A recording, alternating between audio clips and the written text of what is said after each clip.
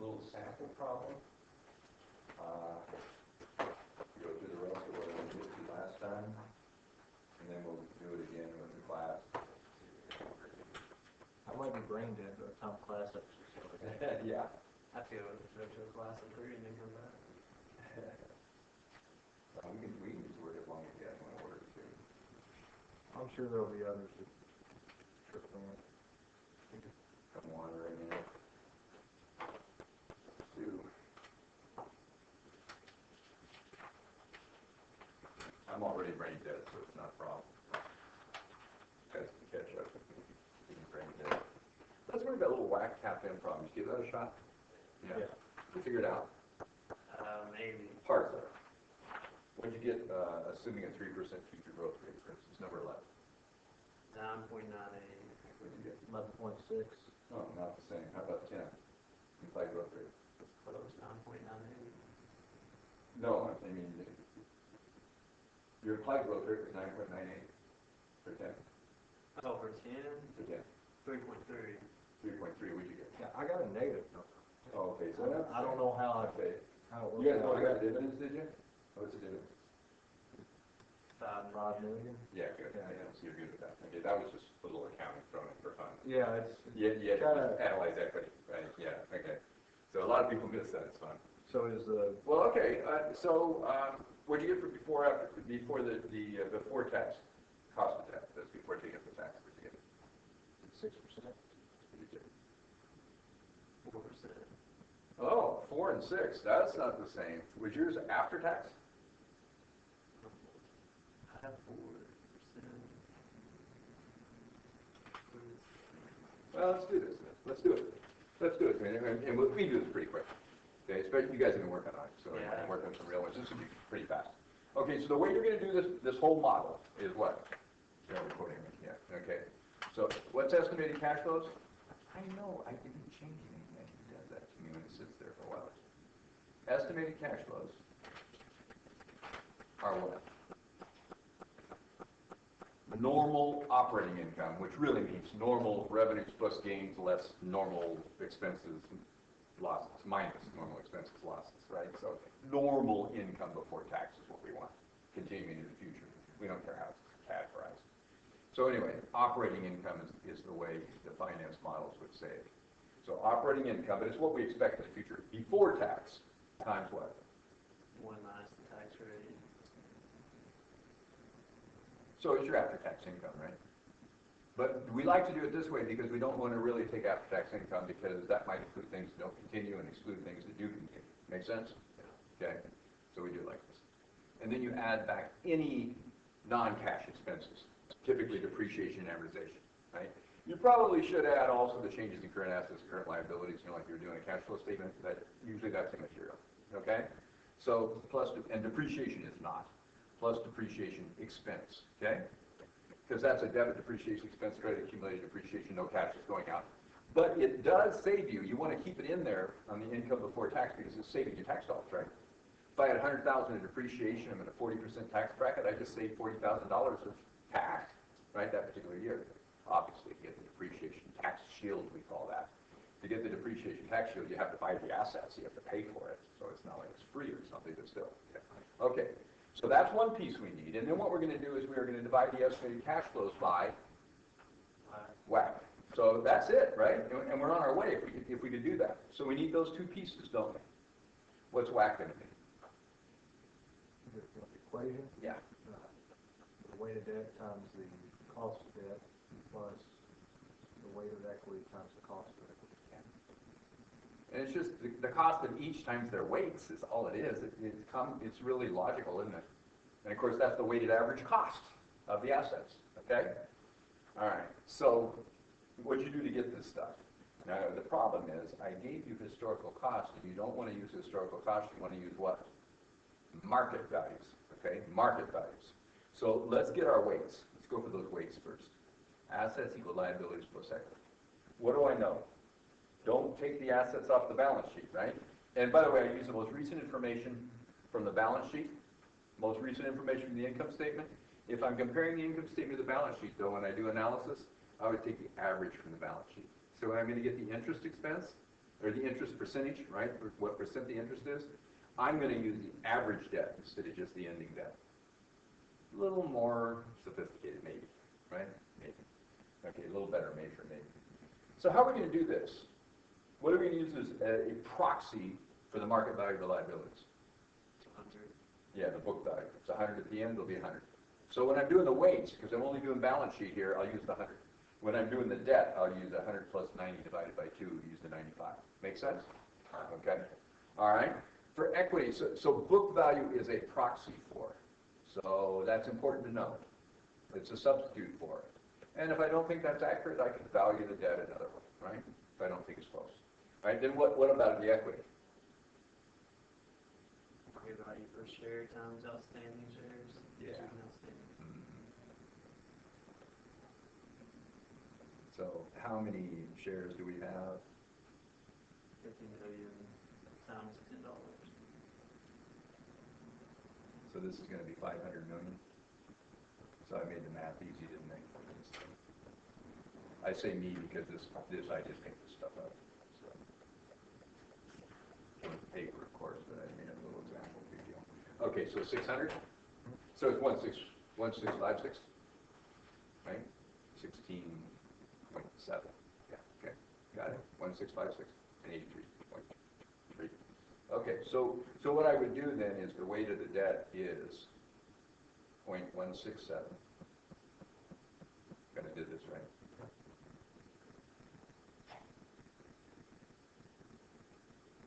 All right, so then all we need is the cost of debt and cost of equity. This gets pretty simple, doesn't it? And by the way, in a real company, you just go look it up, right? Of course, you have to decide what you want to use. You could use, by the way, just the interest-bearing debt or all the debt, either one. A lot of people prefer the interest-bearing. Usually it comes out about the same regardless of which one you use. Might be a good idea to calculate it both ways if you're doing this real time and see if there's a difference in what it means. But what you're doing is if you only use the interest-bearing debt, you're saying the current liabilities are approximately the same as the current liabilities, which might not be the case, right? Because what you do is you only put in the current debt, or the non-current debt here, the interest-bearing debt, interest-bearing, some of it might be current. But you only put in the interest-bearing debt here, and then you put in the market value of the equity over here, well, then your assets are going to be the interest-bearing debt plus the equity, right? The current liabilities don't matter. Well, maybe not, right? Because it gives you a different look, okay? It's just fine. It'll make your weights different, but it'll also make your interest rate higher. Your average interest rate would be higher if you include only the interest-bearing debt than if you include the total debt, right? So we'll use total debt for our purposes, just simply. Okay. How would we get KD? What's KD? It's cost of debt, which is interest rate times. So this is probably useful to run through this little exercise, huh? Right? How'd you get your interest? Interest equaled expense was how much? 6,000 this year. And I divide it by the average debt. If I were you, 95,000. 100 plus 90 divided by 2. Yeah, and if you use the 100 to change it a little bit, that would have given you 6%, right? What does this give you? A little more. 6.3. Yeah, and so I think I would have used the 6.3. Now that's just this one. So when you said 6%, you said 6. You did 6%. You gave me the before tax, which is what it asked for. You must have given me after, huh? You said 4 or something. What's the tax rate? Let's see if that's what happened. What's the tax rate? 3.75. Okay, it's 37.5%. How do you know that? Now we need a little income statement, don't we? We're going to need that anyway to get operating income, aren't we? So let's do a little income statement. What do we have in the income statement? I got 4 for the total. Once you did 1 minus the tax rate times 6.3. Yeah, okay, you got the after tax, but it asked for before. So just read carefully when you do a quiz or test, because sometimes I'll ask for after, sometimes before. Just to be mean. Okay, so, yeah. So you did it right. You just wrote down the wrong one. Okay, anyway, so sales, right? Less all the expenses other than taxes, what I would have done. 140,000, is that the sales? Expenses other than income tax expense, total how much? 35 plus 6, skip the 9, add the 75, what'd you get? 116. Which left me with net income before tax. 4. Tax is how much? Net income is?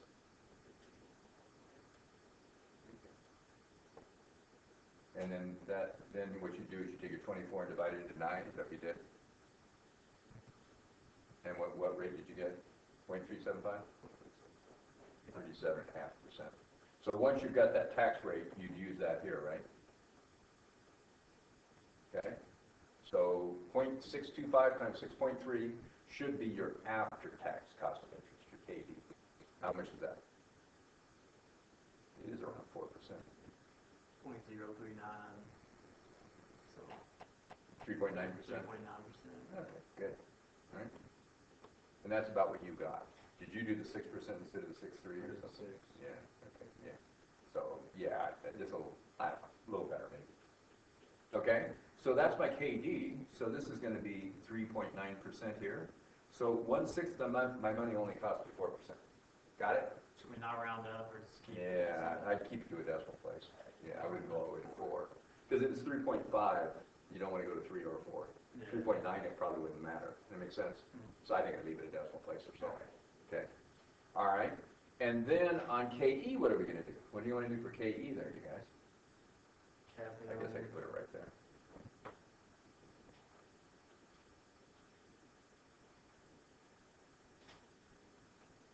That's going to be cap M. Cap M is what we use for cost of equity, right? So what's that going to be? Risk-free plus beta times Return on the market return on market minus risk-free, which is risk premium. That is the risk premium, right? I love your questions. Email me and says, so what do we use for risk-free? I'm like, I don't know. What do you want? What do you think it's going to be forever? Yeah. I know the answer before I said it. Forever, yeah. I don't have a clue. If I knew that, wow. If I had that number I down, was testing you. yeah. I'm not, if I knew it, I was going to tell you, yeah. Okay, anyway, so what's the risk-free? The 30-year T-bond. Yeah, so what do we, and that, you used the most recent one in 30 years, right? So 4.7? That was just to make sure you knew which one to use, okay? And then obviously the market's beta is 1.0, right? So what's the market return? Oh, I don't know. What do you guys think it was? What did you use? You used the risk premium of some number. What did you use? Kind of using my premium, I think I ended up 6. He liked 6%. What did we say in the paper? 5 to 7, so he took 6. What did you use? You used 7, okay. I like 7 better. Personal preference? Yeah. Just based on what the market has done over time, right? But, and by the way, it's probably better to add the risk premium to the risk-free than to take the return on the market and subtract risk-free, because you get weird things. Because I think that the return on the market is going to be 12 to 13% into the indefinite future. But the risk-free right now is only about 3%. So, you know, if it was 13 less 3, what do I think? The risk premium's 10? No, I do not think that. I just think over time we're going to have more inflation, right? I don't think it's going to always, it's artificially low anyway. It's not really that low. It's the way they measure it. My wife and I are trying to buy a car. 15 years later, the same exact car costs $10,000 more. I think there's been some inflation. Come on. Yeah, right. There's inflation. And they say, oh, no, the sticker price isn't that much more. I know. But it used to be you discounted it for $10,000, and now you want that amount on the sticker, right? They're close. Because everybody wants to buy cars right now. So it is too high. You know, you have to look at what you really pay for things. But anyway. So the idea would be, if you think it's 6, or you think it's 7, or you think it's 5, you'd add it to whatever the risk-free is. Okay, I'm good with that. But if you want this to be 4.7, this one, let's use this 7, okay? Then what must you think the return on the market is going to be? 11.7, I guess.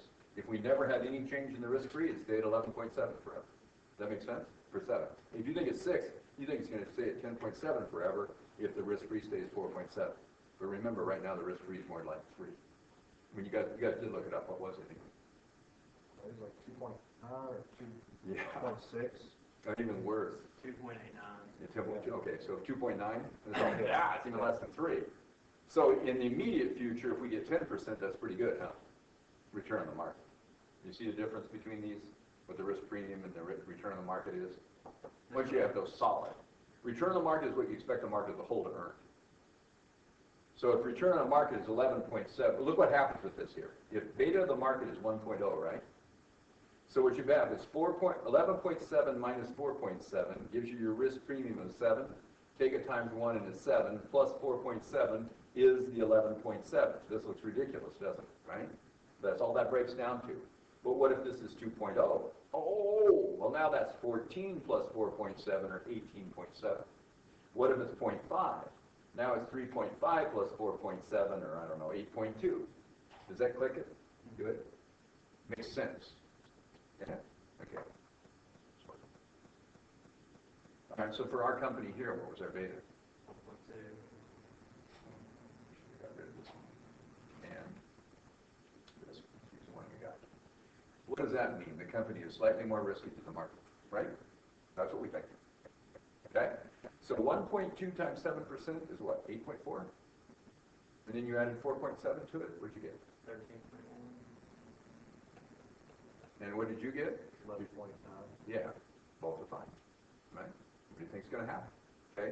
So for this company, it needs to earn for the shareholders 13.1 in your estimation. Okay? So you can see how everybody be different on these estimates. And you're grading this nonsense. Yeah, everybody has it. A lot of times I'll tell you what I want the risk premium to be or something. Yeah. So, but it ties in that a little closer. Well, what return on the market would you have used on the target? Say you used 10% on both of them. Yeah, that's 7. That's okay. I probably would too. Did you use 9 when you did it? Return on the market? You used 6 plus 3? 6 again, yeah. Yeah, 6 and 3. He used 9, you used 10. You made a different value. I read the paper and I went from there, so. Didn't make a good account. That's what they always do. And then I laugh at it. Right? Come on. I've been Use some working. judgment. I don't want to use judgment. I just want a number. Give me a number. Yeah. I guess it's the compliance side. Yeah, there you go. Yeah, I'm safe. I'm in the middle. I'm Yeah. safe. I like it. No, that's fine. That's good. That is what attorneys do. That's what attorneys do. Absolutely. Okay, anyway, so 13.1. So we'll put 13.1 here. So you get the idea that a sixth of our assets require a 4% return, and 5/6 of our assets require a 13% return. That's all we're doing, right? So what does the average asset require? Well, take 0.167 times 3.9 and add that to 0.833 times 13.1. When you multiply those together, those numbers mean nothing, right, guys? They're just the weighted, right? So what was the total you got? What was yours? Well, I rounded up, so I got 11.6. And what did you get? For my WAC, 10.54. Okay, so do you have close to 3.9? So I used 17%, 4%, 83%, and then 13.1%. 83 and 13.1. Oh, 13.1 and 83. And here you used? 17 and 40. Oh, I see. I mean, what did you use? You used 17 times 3.9 and 0.833 times 10 or something. Yeah, actually, I did this the first time, I did it wrong, and the second time I did the numbers in Excel, so I don't have all my calculations. So what'd you get? Yours is real close. I got 11.6. Yeah, I think it might have been 11.9 or something. Well, that is 11.9. I think it comes to 11.9. Okay? So right around there. Once you have that, what do? Divide that into the estimated cash flows and we're on our way, right? Okay, so we got the 11.9. That's the first big piece we wanted. Okay? All right, let's do the cash flows. Operating income before tax, what did we compute that to be just now? 24. Tax rate, 37.5. So now when you do this, this is going to be 24.0 here, right?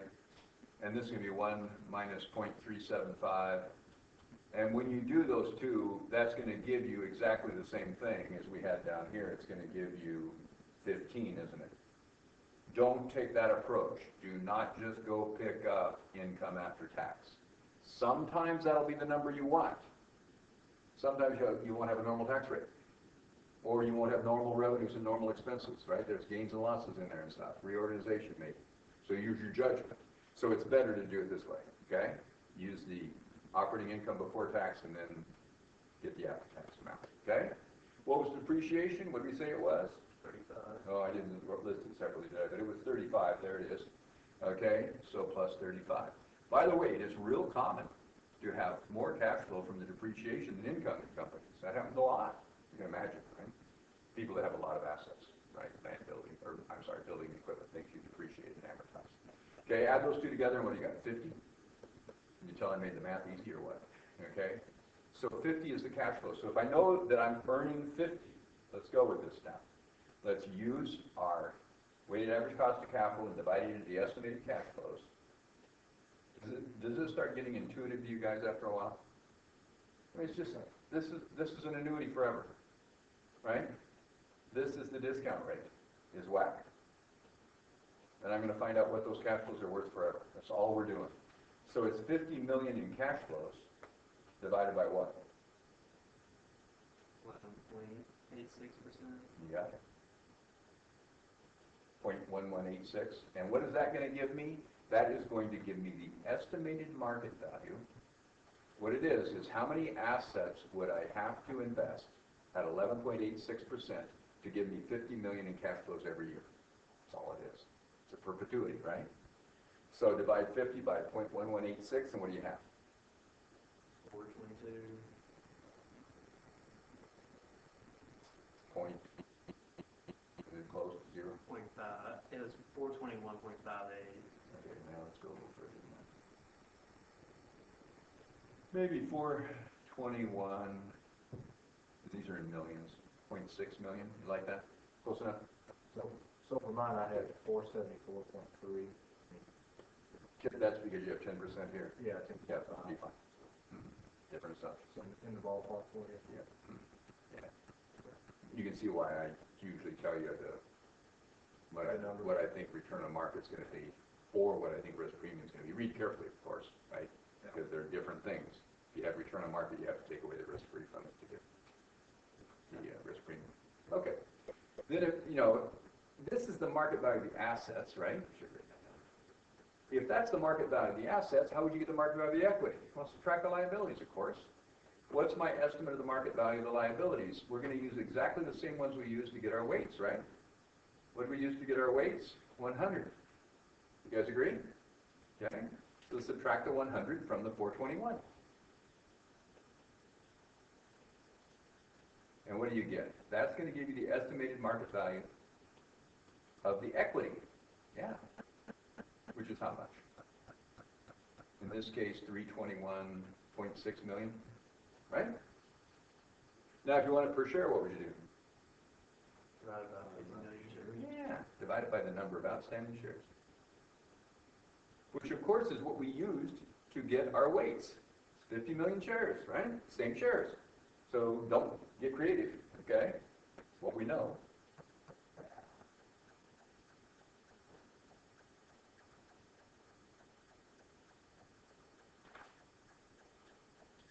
Let's divide that by our 50 million shares. And what do you get per share? 640, 6.43. 43 maybe, $6.43 per share. What did the market think? They thought they were worth how much? 10. What could be different about us in the market? So that 646, by the way, is your estimate of the market value per share there. Going down through our answers, right? Before tax cost was 6.3%, right? Cost to equity was, what do we have, 13.9? 13.1. Yeah, okay. And then weight of the debt. The debt was 16.7%. Weight of the equity, 83.3%. Yeah. What's the WACC? 11.86. Okay. What is the annual cash flow? 50 million. What's your estimate of the market value of the assets? 421.6 in there, where, something like that. What's your estimate of the market value per share? 643. Okay. Dividends you guys did. What is the implied growth rate? Okay, so what could be the case here? It could be that the market thinks the cash flows are going to grow. Right? So we didn't do this last time, but it's really quite simple. Well, all you do is you change this to add growth. Now what we could do is we could take our estimated cash flows times 1 plus the growth rate, right, and get what the cash flows would be the next year. And then we could take that number times 1 plus the growth rate and get the 1 for the second year, and then we, square it. And then we could do it to the third, fourth, fifth, but we have to do it to infinity. So you could never calculate it, huh? But mathematically, here's what's cool, is you can do it like this. I can take my estimated cash flows times 1 plus whatever I think the growth rate is here, and do it once, right? Which will be next year's cash flows, right? Because these estimated cash flows are last year's. So I'm putting the growth in. And by the way, growth can be positive or negative. You can make it negative if the company's declining, right? Okay? And I would divide that by WACC minus the growth. And the way to think about this intuitively is, if I'm getting cash flows from growth, I don't need to earn them. Right? If I have 5% growth, I get 5% more cash just from growing. That makes sense? So I can earn less. That's all it is. Okay? And we could mathematically prove it too. Now the problem we're going to have first, though, is I don't know the growth rate. I could write a formula really pretty easily that would change this so that a G in there only once, right? And that's, of course, what you do in real life. But for our purposes here, we'll just skip this, okay? It's not going to make much difference, okay? For our purposes, yeah, let's just skip this for our purposes here. But really, it should be in there. Does that make sense? And then you just solve for G, okay? And you put it, actually, you put it in the calculator to solve for G with this formula. No big deal. It doesn't care, okay? So what I do is I leave that out of there. That makes sense? And just do this. It's a quick and dirty math, okay? Not as accurate, but it'll be okay. All right, so what must the market think the growth is? Well, what do I know? I know the estimated cash flows divided by WACC minus growth must be what? The estimated market value that the market thinks we have. Oh, I already know what the market thinks the assets are worth. How do I know? I know that the market thinks the stock is worth $10 a share. I know there are 50 million shares. I think they'd probably agree with me, I know they would, that it's worth $500 million. If I assume that the market agrees the liabilities market value is close to the book value, it's 100. So the market must think the assets are worth 600. Pick up the 600 and you're in. So all I'm doing now is I'm saying, look, I have cash flows of 50 million, right? My WACC was how much? 11.86. WACC minus some growth rate, right, equals the estimated market value of the assets, which were how much according to the market? 600 million. See it? Isn't that cool? Now all I have to do is solve for G. Now, what is this 600 million composed of here? We could do it a different way, of course. What we could do is we could say, okay, the estimated market value of the liabilities, which is 100,000, or 100 million rather, plus the estimated market value of the equity, which the market thinks is $10 per share times 50 million shares, right? Outstanding shares. Well, that's how we calculate it. This is 500 million, right? I think that 500 plus 100 is the 600 million. You with me? So could you just go pick up the 600 million? Of course, right? No big deal. Okay. So what must growth be? Can you solve for growth? Sure. Take 50 million and divide it by the 600 million, and what do you get? That's 11.86 minus growth. What's that number? 8.3333 forever.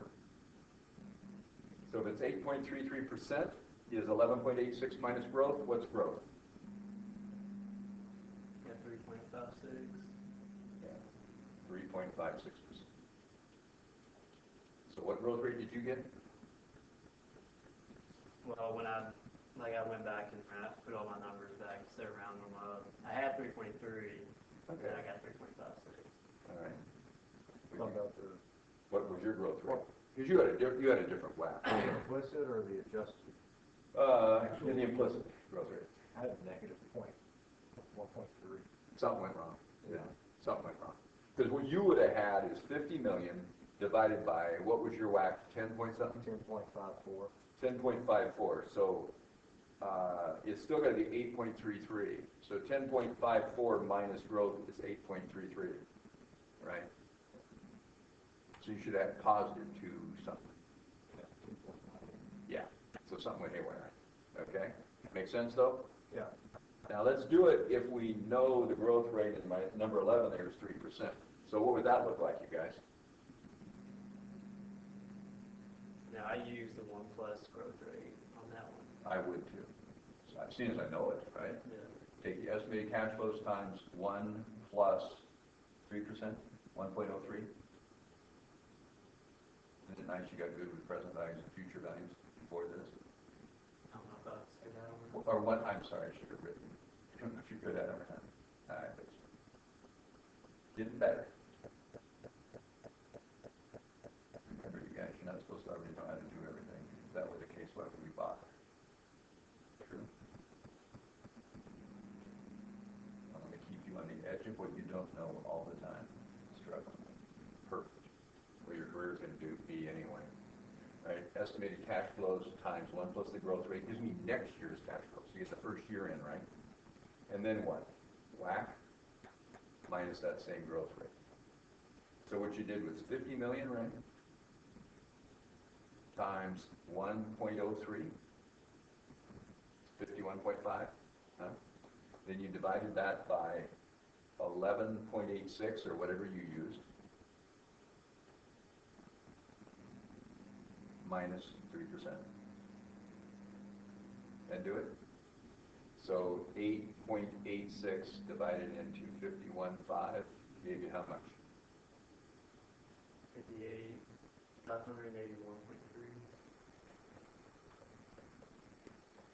Did you get something similar? 682 point. Yeah, yours would be more because you expect them to earn less. Makes sense, doesn't it? Present value would be less, or it would be more if you expect less earnings. Yeah, you'd invest more. Okay, all right. You think it's less risky? There's going to be less inflation.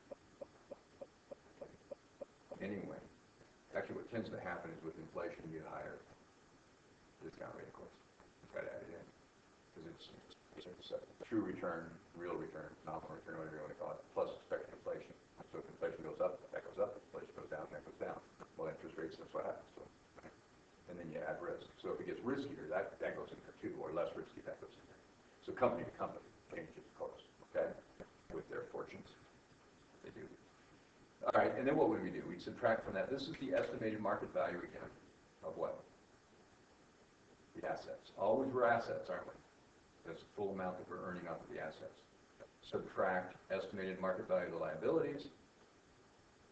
Same processes we just did. It's 100 million, right? That's going to give me estimated market value of the equity, which is 481.3. Then divided by what? 53. Yeah. Number of outstanding shares, which we can look up for any company, can't we? How much was that? 50 million? So what kind of value would we get there? 9.63. $9.63. Okay. So it's, and that's close to the 10, isn't it? Well, yeah, because 3% is closer to the 3.56. Okay. And you get a value that was higher, 11.6. which is more than 10. So you think the market growth rate was a little less than the 3, which was 2.5 you had or something, right? It was easy, isn't it? If you know the formula. Once you know where, yeah. But is it really knowing formulas or knowing what you're doing? Wow. I mean, at first it's knowing the formulas, isn't it? Yeah. And you can use these formulas in the quiz test file, I don't care. I used to not let people. It doesn't make any difference in the score. No, so you It got. doesn't matter, you gotta know. Yeah, what you're yeah, doing. but Yeah, but it makes you feel more comfortable, but you won't look at them, I bet. Well, for me, it's You do it. I learned the formula and then that helps. Yeah. The rest. What I do too, I crank through it mechanically, Yeah. and then I step back to, I don't know what I'm doing, and then I think about what every piece means, and then now I do. And can you see where this is really great for financial analysis? Because you start saying, okay, what really are the cash flows going to be? What really is the riskiness of the company? What's really the growth rate going to look like? Oh, what's the company's plans? And so you bring in, you don't just do this with the numbers you got. You know, you bring in all the knowledge that you have and put it all together, right? And then all of a sudden, this beats doing ratio analysis all the time. I'm sorry, I think ratio analysis is not very valuable. This is valuable. You're actually, and now you're doing ratio analysis as part of this, right? You end up, okay, what's going on with the debt to equity structure? What's going to happen to the riskiness if we change that? Okay, let's do something else. You want to look at maybe a company, do a real one? We just did a little whack captain example. Oh, okay. But you can listen to it later. I would, And it's also on other videos out there. I definitely will. Not gonna lie to you, I had like 5 page paper due today. It's all right. So I didn't even get to like do the company's properly. Okay, well, But I will definitely figure it out. what is this, procrastination or something? Yeah. I never do that, yeah, right. I got a paper I'm supposed to present November 12th or something. I gotta get going. There's no paper. Yeah, anyway. It doesn't have to be a paper yet, but it has to be thought out real well. Which is So, do you think we'll get through both companies during class? one in class, one here. So should we do one now? How much time do you have? Have to go with 3.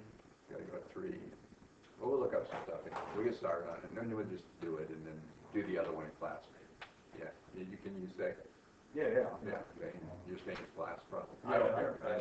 So I said I I'm might be good. there by the time class. Is it starts. 2:40? Class starts at 4:30? Yeah. Maybe we'll go to 4:15 or something and take a break. You can watch it on here, and other people can, if they want. You know, I do exactly the same thing in those other videos, you know. Same stuff. All right, so let's go look for companies, huh? What do you need? Let's go to Google search. Where did you go to find information that you need? Which company you want to do? Their website. Their website's good, okay. So who do you want to look up? You want to follow me? I was Had to target first. You target first. RJ. It is.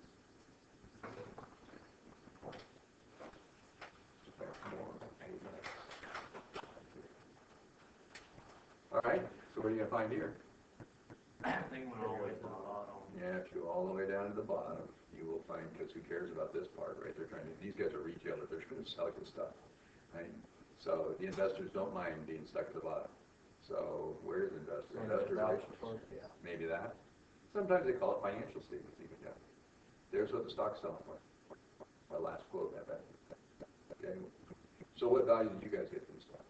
Or what was the sales price going on anytime you did it? No. It was, I don't think I wrote that down. for the current, Current one or what I got? Oh, the one you used at the time. The current one that you used at the time. I had 74.40. Yeah, so it's changing constantly. You had a different number, 75 something, you said? I find what it is on the one sheet here. Yeah, so, but, and this isn't necessarily the best place for that, is it? You could go out to Yahoo I use Finance. Yahoo Finance. Yes, because this might not be updated as much, okay? But what can you find here? This one's easy, isn't it? There's the annual report. Now, it's 2014, is there not a 2015 one? That's the I used 2014. There is no 15 yet, is there? When's their year end? End of January. Yeah, it was January. So January? So of like their 14 was. probably, or 15 is not out yet? Really? No, so That's what 14 it's like for just y'all. came out, you know, their year end. Oh, 14, 2014 January 31st. really ended January 2015, Right. and then 2015 ends January 16. Yeah, so it's not even here yet, so that's why. I guess they want that Christmas shopping You got it. included in there. That's right. So, okay, it's kind of interesting that they use it. Well, I guess January's okay, because I they're can't done with their look big into- season. I'd use later than that. I'd probably use February or something, so, but, Yeah. you know, that's okay. And there might be some tax reason or something like that. So then what do? Here it says financials, here it says 10K. Which one did you use? I think with the 10K. 10K is the real one, right? And then I downloaded it to make it easier to see. Oh yeah, you can even download the report, that's kind of nice. Okay. I don't know if it'll work here. But if you downloaded the report, you could find it, or you could just go down to the website and make me anyway, and then download 10K report. Okay. And you gotta select. Select what you want. Select the 10K. Come up there, go in a background or something. Sometimes you have to play a little bit to find stuff. Okay, so here we go. That's lovely. There's their annual report. What'd you do then? Somewhere in the middle. Yeah, you can go right. It's only 75 pages long, and I say only on this one because that's only, right? It's short. Shorter than young. Yeah, but there's a table of contents up here at the beginning too, isn't there? It's like 34 or something, I think. So it's nice of them to give you a table of contents. There it is. And it's down in financial statement and supplementary data is item 8, and it says page 27, is that what it is, or 28, whatever. Okay, I think that's it, isn't it? Is that the real financial statements? So yeah, so it's about halfway through. So we'll go down until we get to about, oh, there, look at that, there's the report of the internal auditors, right? The report of the, I'm sorry, the CPA firm, and then the management internal control report. And there's the income statement. So you start with the income statement if you want, right? I'm going to make this bigger. Remember how to make it bigger. Control and the plus symbol. Control plus will do it on anything on it. Come on, Keith. Okay, sure will. There we go. All right. See a little better. Anyway, so what are you going to pick up off the income statement? Revenues, expenses. Yeah, they've got revenues, expenses, gains, and losses. Depreciation. Depreciation, although depreciation might be here or might not. It's all. In this case, they have it.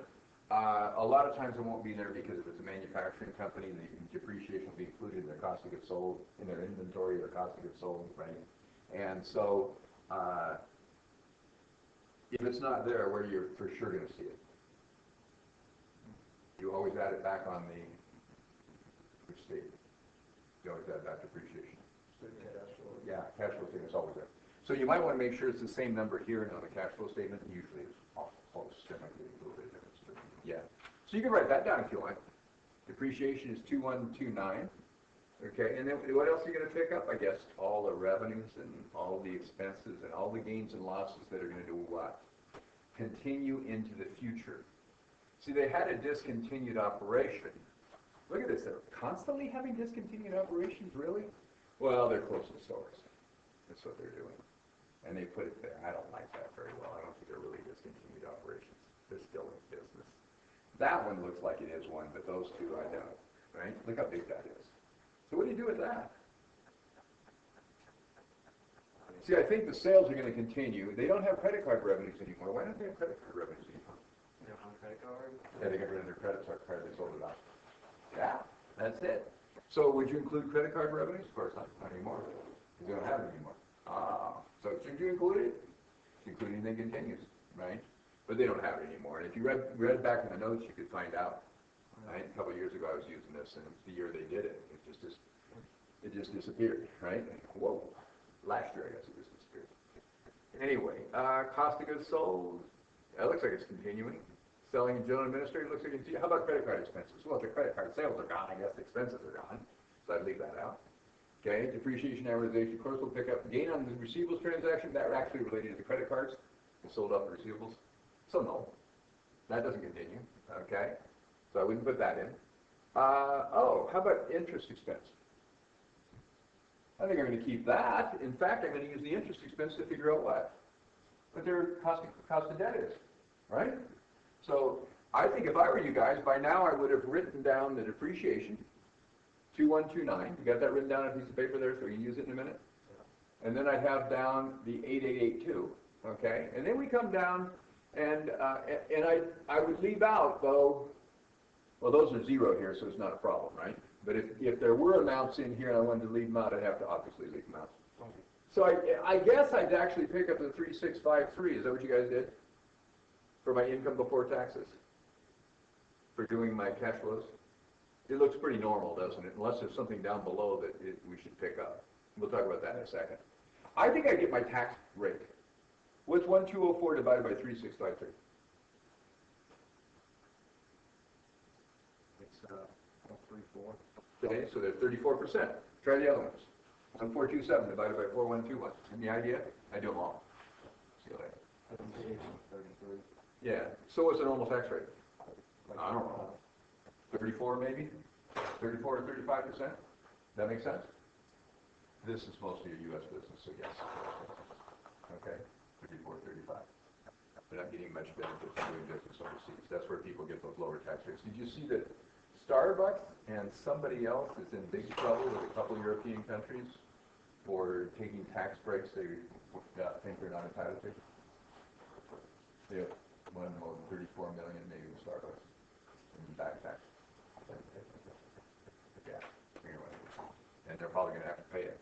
So, yeah. So is it union or just country? Countries, different countries.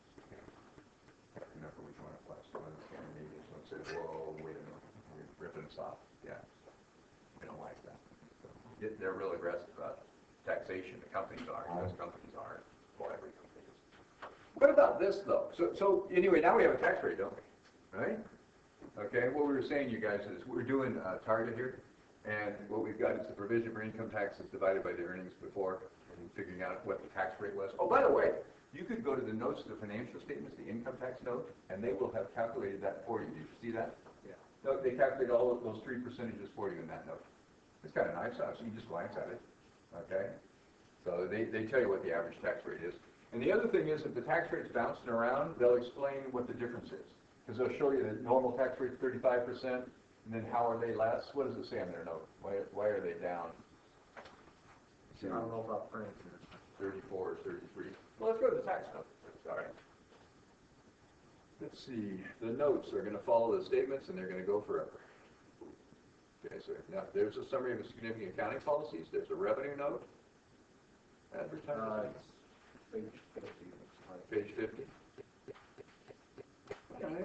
So you can scan through until you find that note. This would be nice for you, too, to actually look at some real statements. That's kind of the idea here. There's the income taxes, right?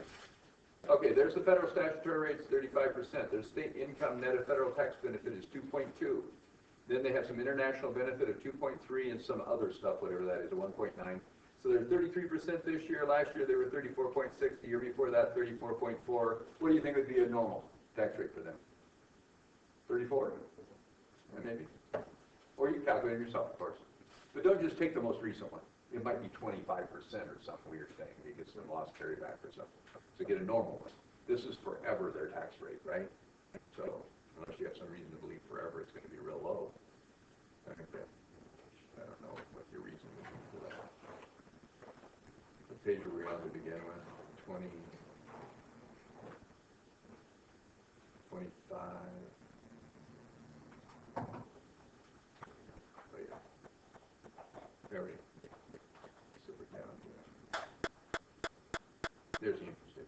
Okay, page 33, I guess, or something. All right. So is there anything else that's of use here? What about this discontinued operation? Do you want to pick that up? Here I'd say yes. Here I would say no. Because I think that's probably a one-time hit. I hope that's not going to be normal for them. So look, they're in a loss position, but I don't think they're going to be in a loss position out in the future. Do you? Target got overextended. If you go analyze them a little bit, they got overextended and had to pull in their rates, right? They were trying to take Walmart head on, and they just got over their head. They were building too many stores. They were growing too fast. And so they're basically a profitable company that got in trouble, right? So you can see their profits were going down, and then they also took a massive hit. So this is ugly, isn't it? This is really a bad year, okay? We hope next year looks better for them, okay? It's basically a good company, I think. All right, anyway, so what number would you use then? I think for my cash flows on this one, I think I'd disregard that. I'd use this one, and then I'd use that tax rate, and after tax is going to be this too, isn't it? Right? But just on this company, a lot of times not the case. Sometimes they'll take these costs and put them up above and call them reorganization, and they'll be bouncing all over the place. you know, so it doesn't have to be down to discontinued operation. It could be up under organization. This might be reorganization costs, really, but anyway. All right? So that we got from the income statement. What else did you do? You could get the number of shares here if you want. Here's the weighted average number of shares, but this is weighted average, and what do we want? We want the ending shares. So that would probably come off the balance sheet, and you probably also ought to pick it up off of Yahoo Finance or MS Finance in case they've done a stock split or something. Okay? Pick up in both places. So what do we need in the financial statements while we're still here? You wrote those things down, right, guys? Got that interest, got the tax rate, got the income, right? Continuing income, got the depreciation. Here's that example of consolidated statement of comprehensive income. Look at that.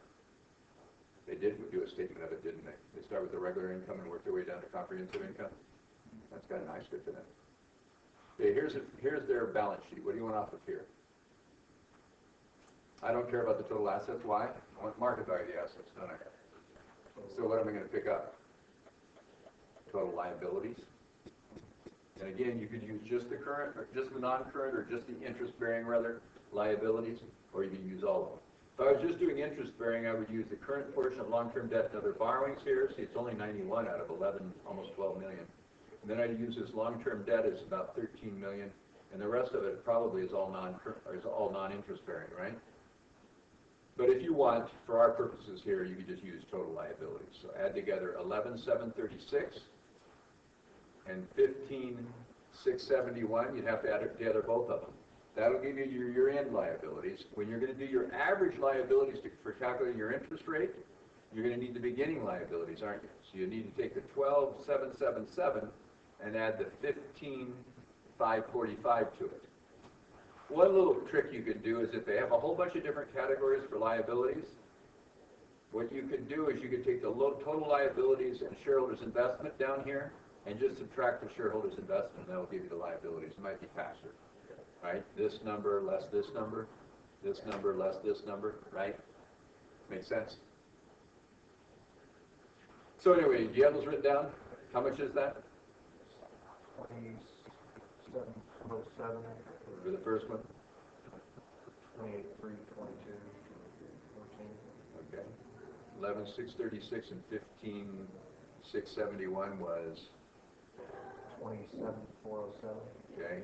And 12,777 and 15,545?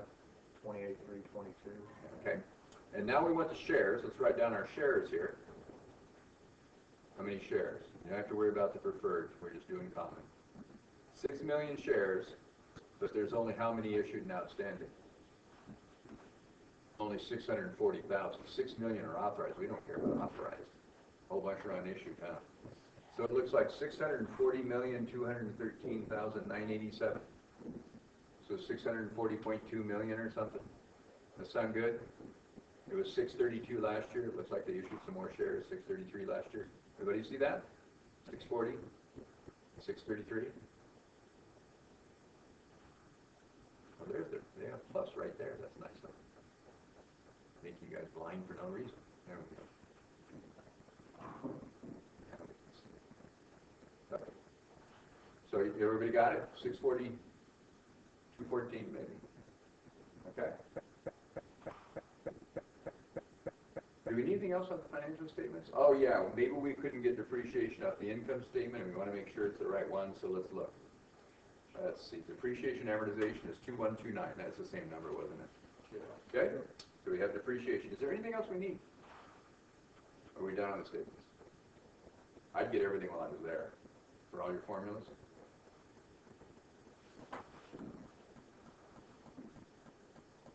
What do you say on the shares? 640? 640, yeah, I'll go back. 640 million, 640.2 million. Well, it might not be that anymore. Remember when this was? I had 540, so I keyed it in wrong. Oh, okay. All right. Okay. It's nice to have a computer instead of just changing all your answers. Well, with all these, it's easier for me.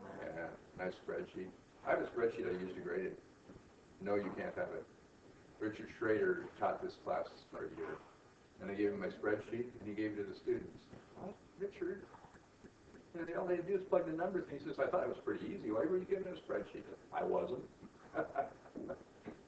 Write your own spreadsheet, right? But once you have it, it's real easy. Don't use your spreadsheet on test quizzes. No, I found everything and wrote it down. Yeah, once you do it, yeah, no, that's what I mean, though. But it's fast, it's graded. Okay, but I did young first, it took me forever. yeah, and then once you get set up, yeah, I'd only do it once. But, you know, we do it once in Excel, and then after that, you just plug numbers in after it's answers. So cool. You know how to use Excel. Everybody does nowadays, right? Sort of. Right, And you get better and better at it, don't you? Yeah, when I was working that internship, I mean, I didn't put anything. Yeah. So after that, now I know I can do it. So. You can do pretty much what you want. Yeah, you can plug any of these in. Amortization table in Excel is a joke. Right? Yeah, it's just nothing. Yeah, so is this. Okay, and what was really sad is my spreadsheet was really kind of, I just threw it together real quick. It was kind of haphazard. It wasn't something meant for somebody to use. It's just, you know, numbers were all over the place. Yeah, just They weren't tied together very well. No, it wasn't professional. I just did it to grade with. So, I still use it. What I do is I take your errors and plug them into the spreadsheet and then see what changes with each error you make. So I give you partial credit. So you're not going to make any errors, right, guys? Those two aren't. You got other ones, but yes. Okay, anyway, so what do we do next? We rummage around in the financial statements, then what? Where do you want to go? Maybe take a look at out of this thing. Well, we needed key bonds and their data. Yeah, so what do you want to search for?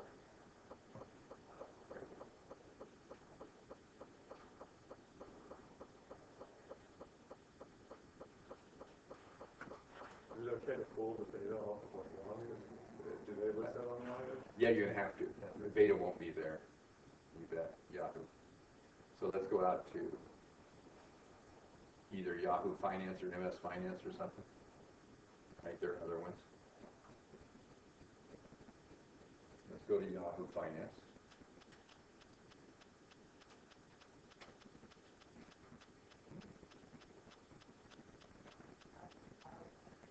Yahoo Finance will pull up.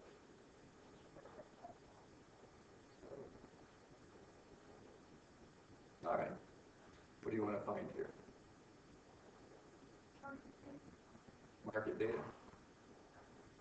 Okay, and bonds maybe? Is that what you want? I kind of like that. Look at that. U.S. Treasury bond rates. Which one do you want? 30 year. And you want the yield, right? The current yield. 2.85. Government's not quite paying us I had to borrow their money. Yeah. yesterday, so The 2.9 yesterday. 2.9, so I around 2.9. Yeah, Is that 2.85? So use 2.85. Yeah. Okay. So then what do you want to do? Put a bunch of stocks maybe? Okay, so what do we need to do? Put in a quote lookup. Actually, you can just type in the name of the company, right? So we're doing Target. It used to be you had to know their, well, you have to spell Target right, though.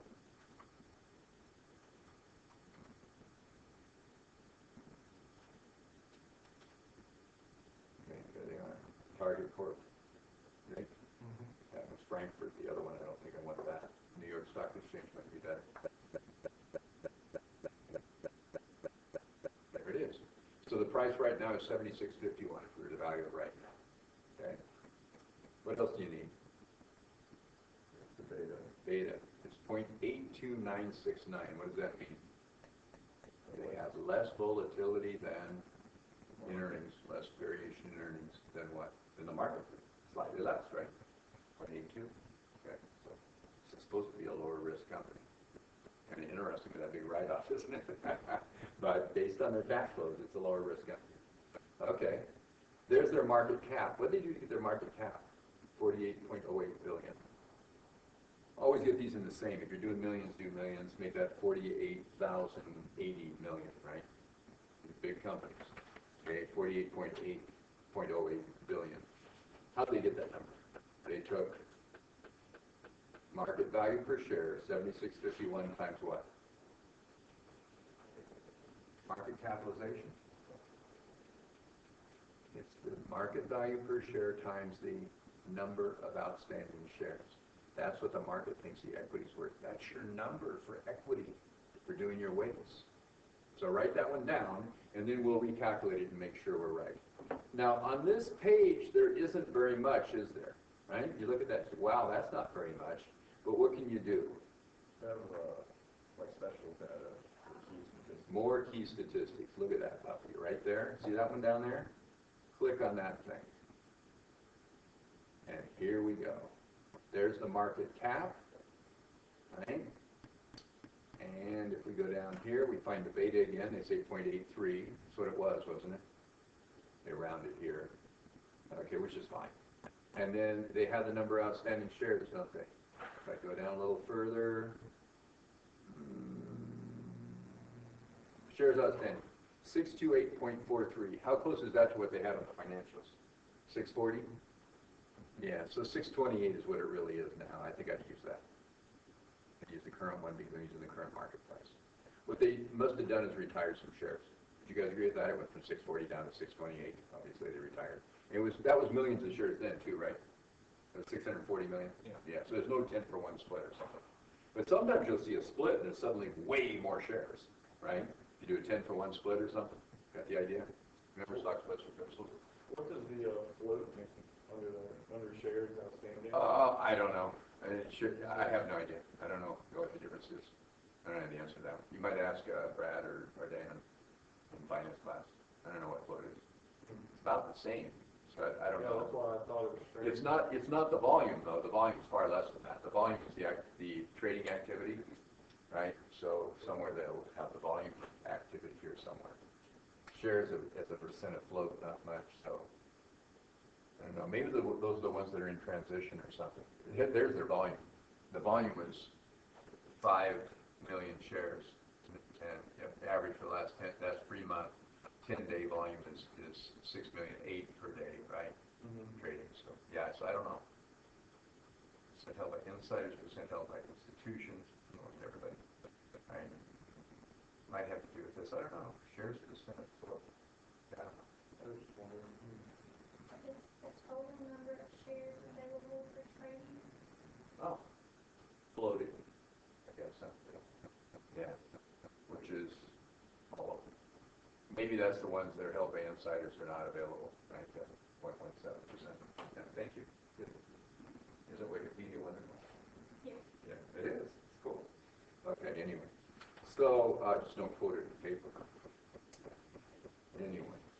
But actually, it'll give you good sources. It'll tell you the source where they found it. So, all right, so what else do we need from here? Anything?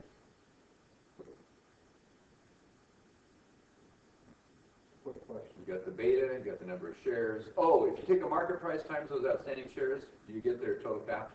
Did you guys try that? Just to make a point. The outstanding shares are 428.43 million. The market price per share is currently 76.49. There it is, right? Multiply those together, you get 48.07 billion. We're good. 48,035, 628 times. Yeah. 76.49 per share times 628.43 million. 48068. The mirror. 4807. So when doing these, we need to do the current value on the. I would. I did the year end for the stock price. Oh no, I do the current value. So do. Okay. Well, you can do it either way if you wanted to value it at year end. But Okay. I thought that's what- usually you want to value it today if you're going to buy it today or sell it today. Yeah, I did year And end. this is bad because we're apples and oranges. We got year end numbers and then we got financial statement numbers for year end, and then we got market value for now. They don't mesh very well. So in real life, what I do is I take the most recent quarterly report. Okay. Right, in real life. But I'm not going to make you do that because that's a portrait of your, Because year end, I think is. And what you do then is you add on the quarters since the year end and subtract the first quarters from the other year, so you get 1 year. Does that make sense? Yeah. So Yeah. Yeah. You have 3 quarters. Well, I guess Yeah, maybe 2/4 this year out. Yeah, probably, yeah. And you take out half of last year and add half of next year. We get a lot more sophisticated here. We'll keep it simple, okay? All right, is there anything else we need? Or do we have it all? There aren't very many pieces, are there? I think we got it all, don't we? We can come back if we did. I think we got everything. That's value. That's value target. You guys already did the math? No. We'll do that in class, okay? We did the little problem in the handout. Okay, target. What do you want to do? I want to take the estimated cash flows, and I want to divide those by the WACC. And that's going to give me my estimated market value of my assets. And then I want to subtract the estimated market value of my liabilities. That's going to give me my estimated market value of my equity. Am I right? Then I'm going to divide it by the number of outstanding shares.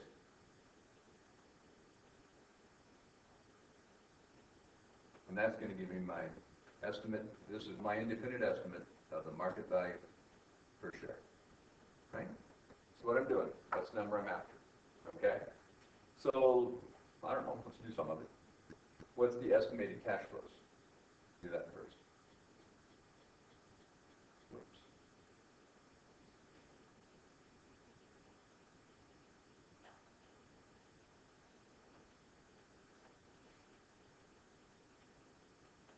What do we have? We had normal operating income. And again, it's the revenues and expenses you expect to continue in the future, right? Before tax. And you're going to take that times what? 1 minus the tax rate. And then what are you going to do? You're going to add back the depreciation. And again, that depreciation is a depreciation tax shield, right? Depreciation expense, not accumulating depreciation like some people do to me, right? Cash flow statements confuse it. But it's the expense for the period. It's debit depreciation expense, credit accumulated depreciation, no cash flow revenue stuff, right? So we got it back. But it's out of that income before taxes, and we want it out of there because it's saving us tax dollars. Again, if I'm in a 35% tax bracket and I have $100,000 in depreciation, what happens? I subtract the 100 on my tax return, even though there was no cash used up. It saves me $35,000 in taxes, right? Because I have 100 less income, and I have $35,000 more cash. It's called a depreciation tax shield. So that would reduce my taxes, but then I need to add it back because the depreciation itself didn't use any cash, right? Okay, so what do we have for our operating income before tax? 3653. 3653. $3,653,000,000. Is that where we're at? Okay, that's millions. And we said the tax rate, we thought it was going to be about 34%, did we say? See how much judgment is in this, you guys? Tons. So the after-tax is the same as their after-tax income. But again, it's not always going to be that way, right? Because you won't always pick up all their revenues and gains and losses and expenses, right? Some of them will be different. So you always want to take this approach, come up with your estimate of the before tax it's going to continue, and then take away the taxes, okay? How much was the depreciation? 2129. And you can see that we get as much from depreciation as we get from income here, don't we? Right? So how much is that going to be? Strange their taxes weren't less with that massive write-off. Interesting one. Yeah, what's the total? We'll just work it in. What's the total? 4531. Okay, we already have this one. $4,451,000,000 of cash flows, right? If we had WACC, we're on our way. So what do you need to do to get WACC?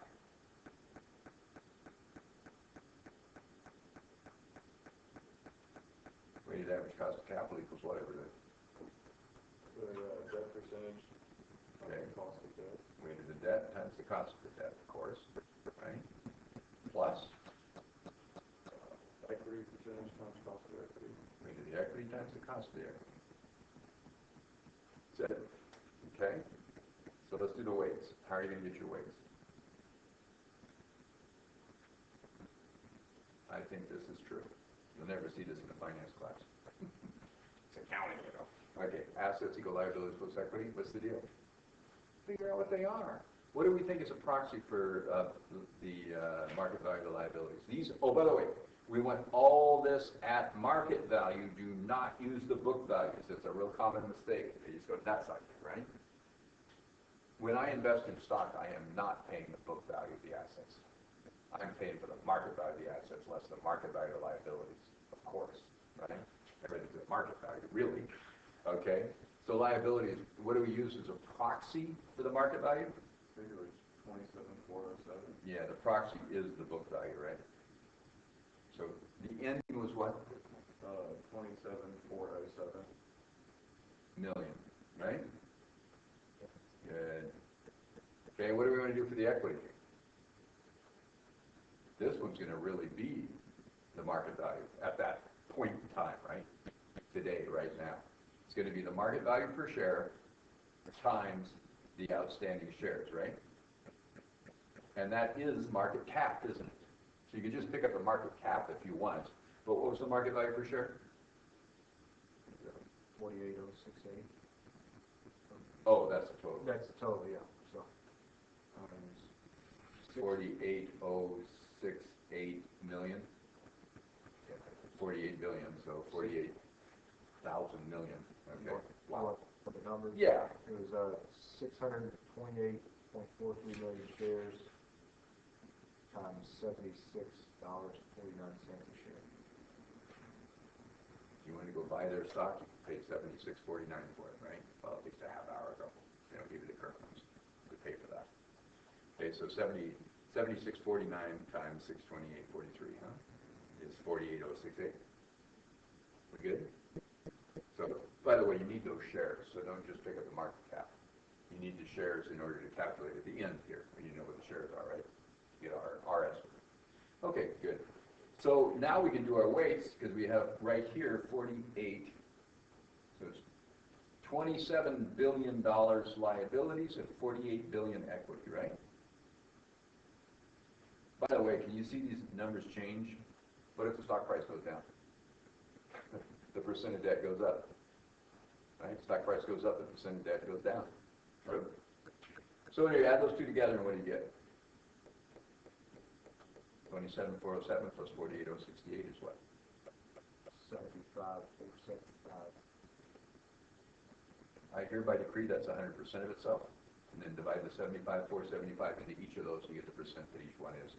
They'll add up, of course, to 100%, so you can double check your math. So what's 27,407 divided by 75,475?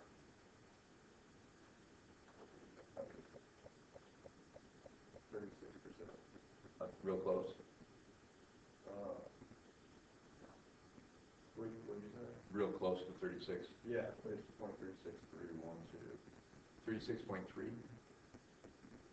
30, no, it's literally 0.36. Maybe Yeah. 0.36. What's the next decimal? 3. Oh, well, that's 36.3. I think it'd probably go that far. 36.3 or 36.4. Okay, I see what you do. Yeah. I don't know if it'll make any difference, but I'd go at least a decimal place probably. 0.312. So. Yeah, so and if, I'll either round it up to 4 or leave it at 3, whatever it is, right? And then what does that make the other one? 48,068 divided by 75,475 must be 73.7%? 63. Or 63. Good. Math skills. 60, yeah, of course. Okay. 63.7%. Everybody good? So I plug them right in. Okay, here we go.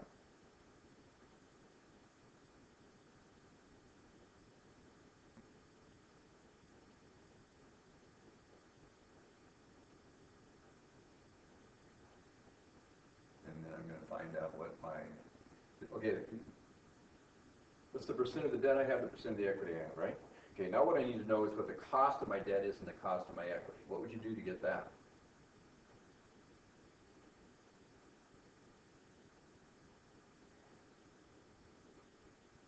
Thank you. Seasick here.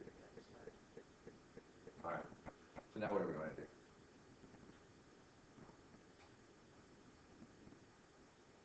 I want the cost of the debt, the cost of the equity.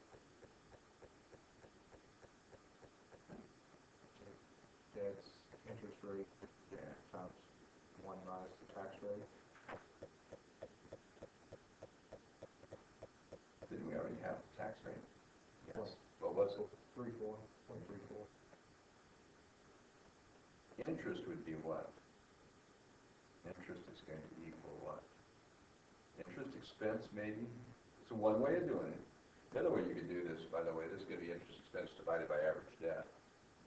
But what we could do instead is we could go to the notes of the financial statements and look up what their interest rates are on their debt and get an idea what the average interest rate is. In finance class, they're going to say, go look up the bond rating for the company and you find out what somebody with their risk level would pay. I agree with that if you're adding on to the company, but not for an existing company. For an existing company, it ought to be what they're actually paying for their total debt package. You can argue that with Dan and Brad. And Dan will say, yeah, he's kind of right on that, but how much you'll learn it this way. Yeah, so, and it's all right. But it is true that if you're doing a new business, yeah, what are they going to borrow at? Or if you're expanding a business, what are you borrowing at for that portion of the business? But if you're going to value an existing business, it's what do they pay, right?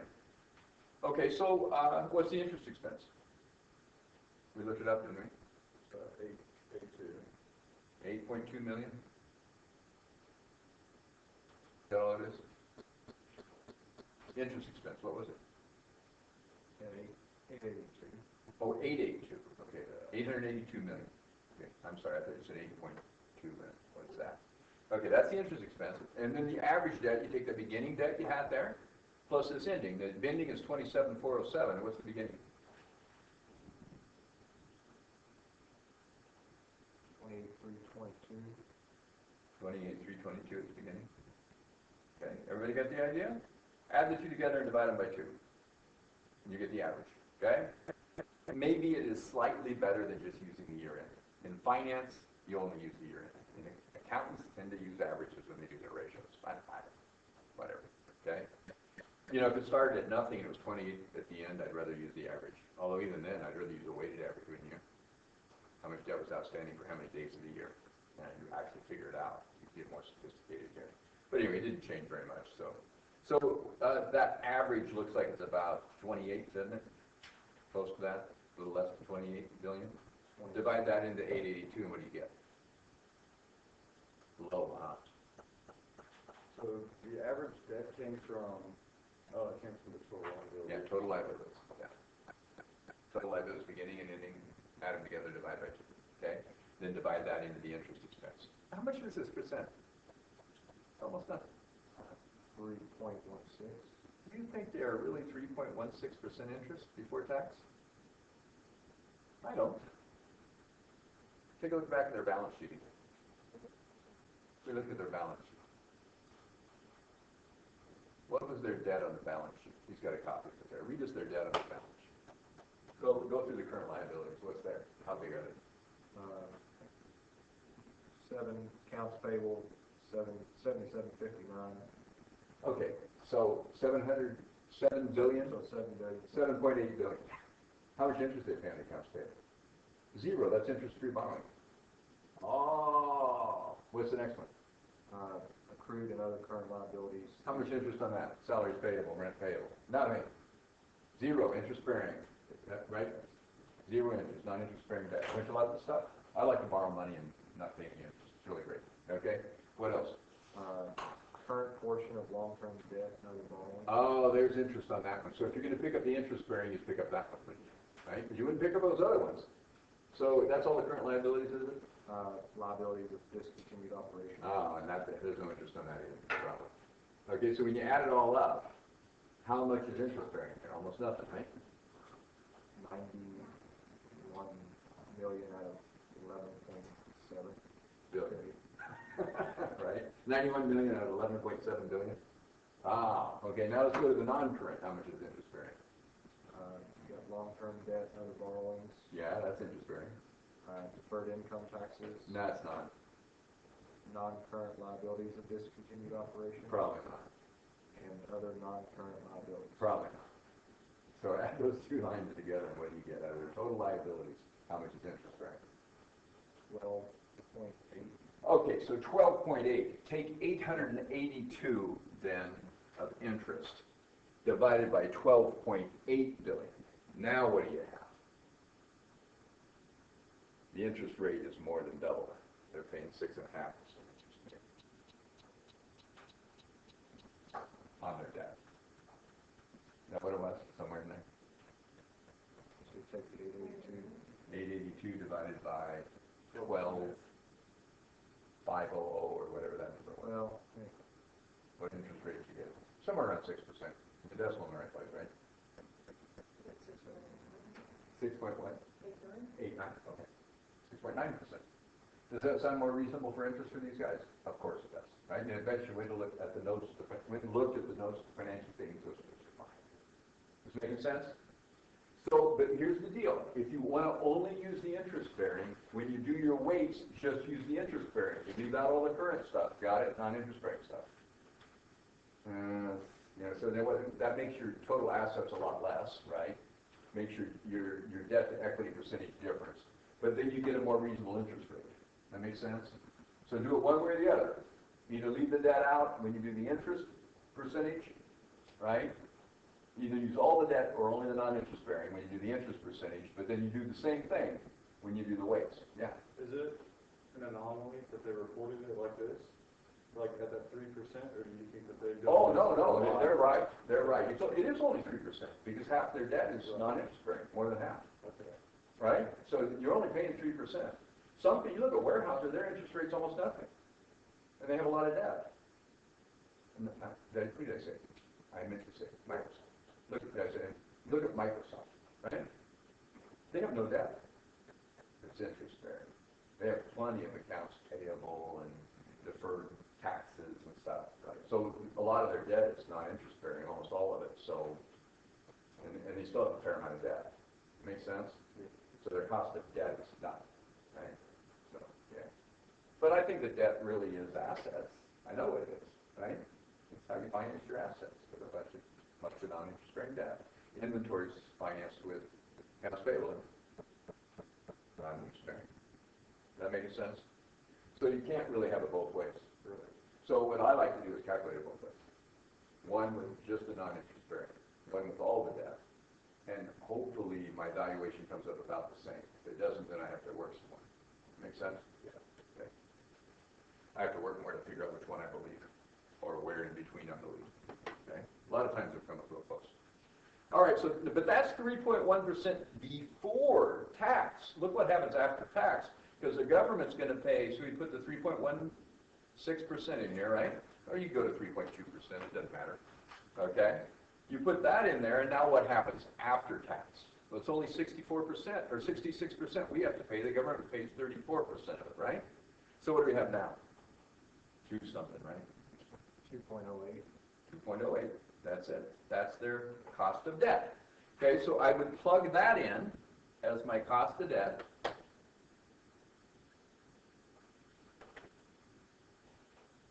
.08 or 3.1, whatever you want to do.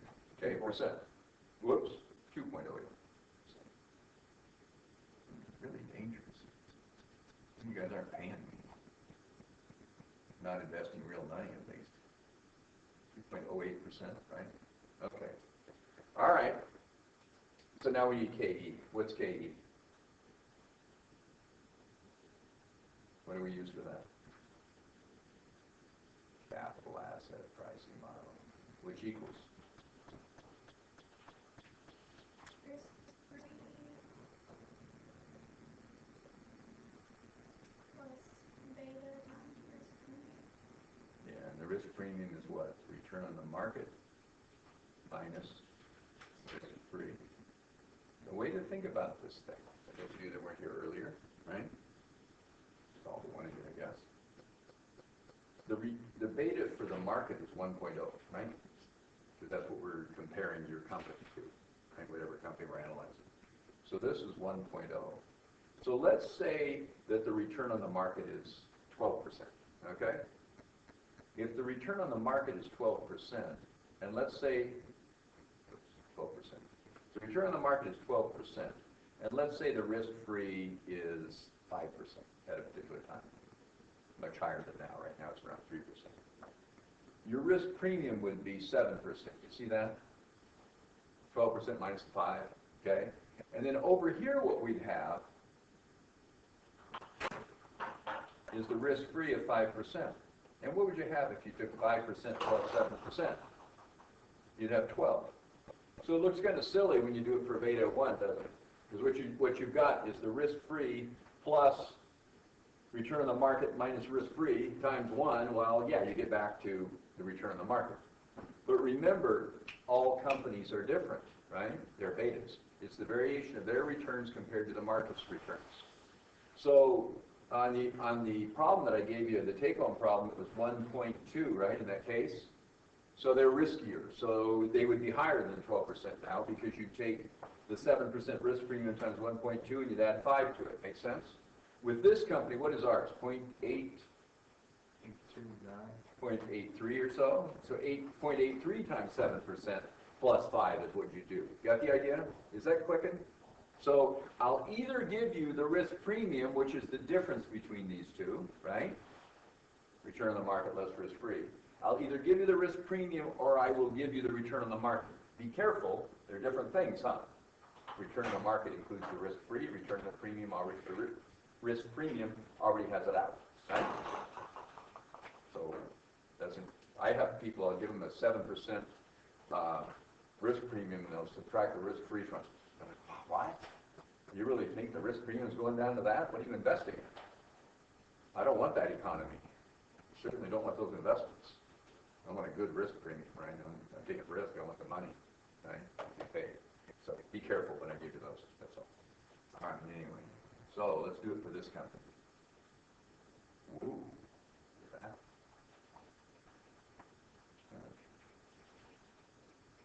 By the way, the risk-free is supposed to be what you can get as a return without getting any risk.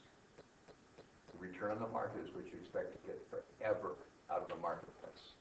Theoretically, the risk-free, right, subtracted from the return on the market forever should be the risk premium forever, right? Of course, you'd have to have the risk-free forever, too. The problem is we have a risk-free at one point in time.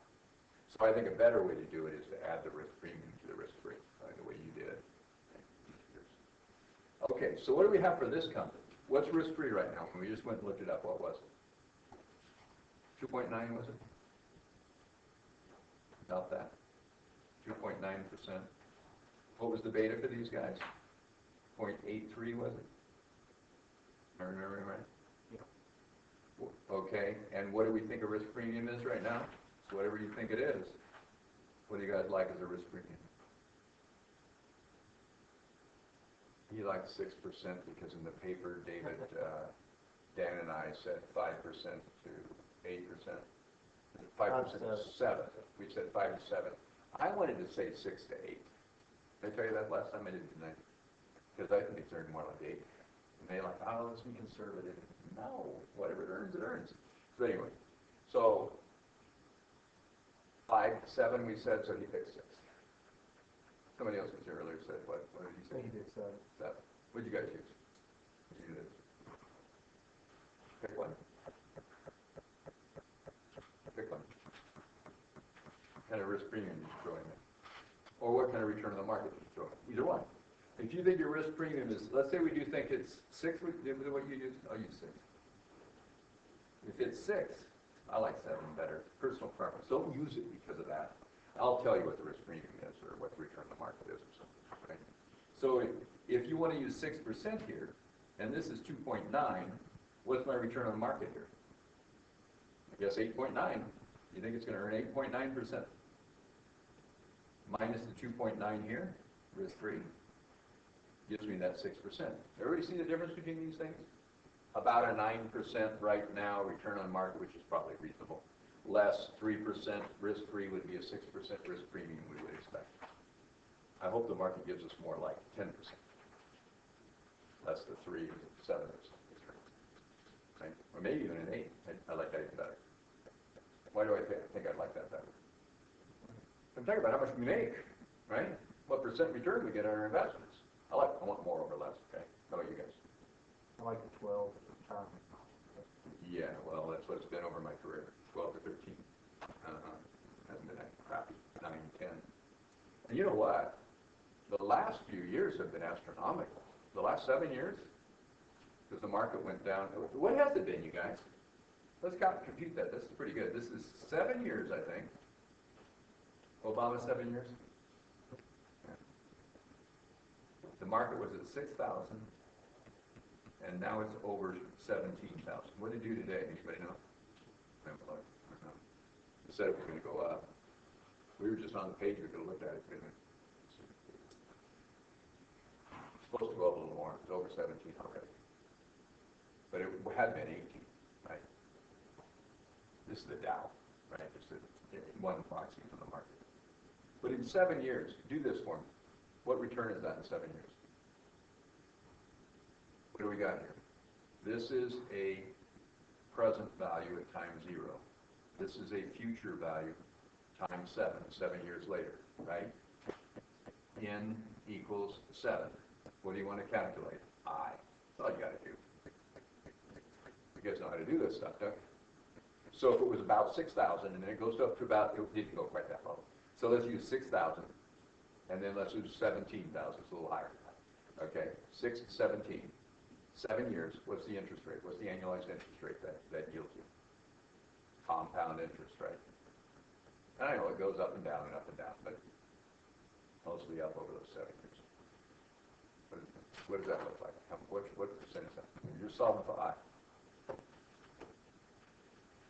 Present value 6,000, future value 7 years later 17,000. Number of periods 7. Solve for I. Or look up, figure out what the factor that is. 6 goes into 17 and you get the factor. Go to your table for 7 periods and go down and find the interest rate, right? Actually 7 periods go across by the interest rate. Like that way too.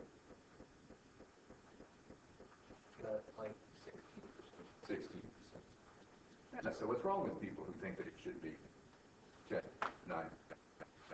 Well, the market has dropped by 50% artificially, so it didn't really hurt that much, right? So let's do it a little bit differently. Let's be more realistic. 6 years ago, or 8 years ago rather, before the collapse, it was about 12,000 or something, and now it's 17,000. Oh, okay. So this is a present value at time 0. This is a future value 8 years later. N is 8. What's the interest rate now? Got the idea? See how useful this stuff is just for getting a general understanding of what's going on. Finance is fun, you guys. Accounting's fun. Knowing what you're doing is fun, right? Okay. So what do you think? What's that rate? 4 point.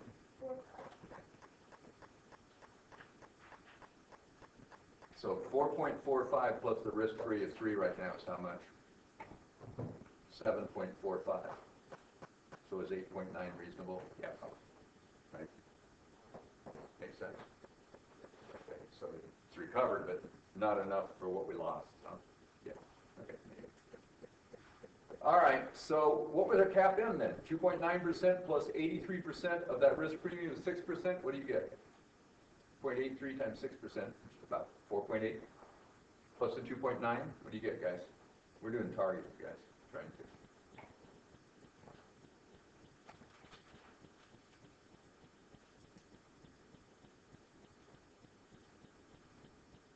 0.83 times 6%. Plus 2.9. What'd you get? 5.307. For the cap in. Yeah. 5.3%. Good enough? Plug that in here. 5.307, 5.31. Good enough. 5.31% in there. So here's the deal. 36.3% of our money we have to earn 2.1% on, right? To keep the debt holders happy. Because the government helps subsidize that interest. On 64% of our assets, we have to earn 5.31% to keep our equity holders happy. These guys are low beta, right? Low beta. So the expectation is pretty low, isn't it? Wait a minute. I got 7.8. That doesn't look right. Yeah, I got the 6 times 0.83. That's 4.8 plus 2.9. How do we get Oh, I'm sorry, I 5.3? accidentally had Subtraction, some. Okay. I should have realized that it didn't look right. Thank you, you guys. How much is it? 7.8. That's a little better. Okay. Well, you know, if the market is 8.9, they're not that much lower than the market, but a little lower, right? 7.8. There we go. 7.8%. Well, that would screw things up royally.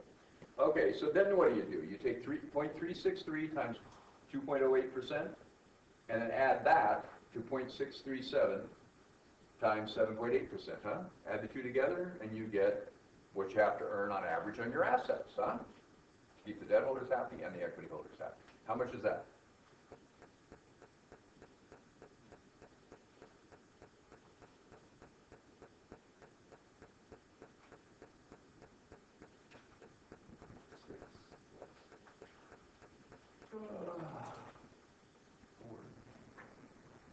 $5.6 billion. 5.7, 5.7%. Real close. 5.74. Okay, 5.74%. Okay? What do we want to do with that? That's our WACC, guys. Divide it into the what? Estimated cash flows, and we're there.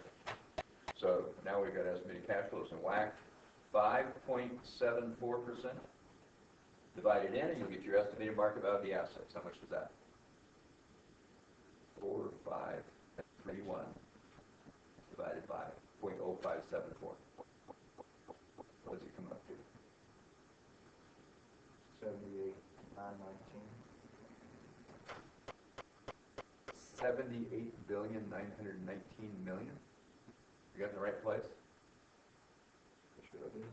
Okay, 4.531 divided by 0.0574.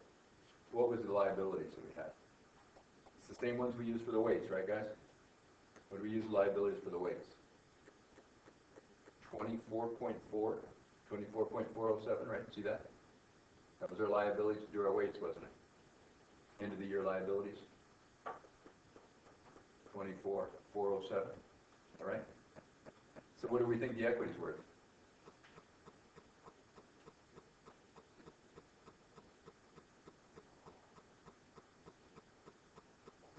Assets less liabilities, exactly. True. What would we get?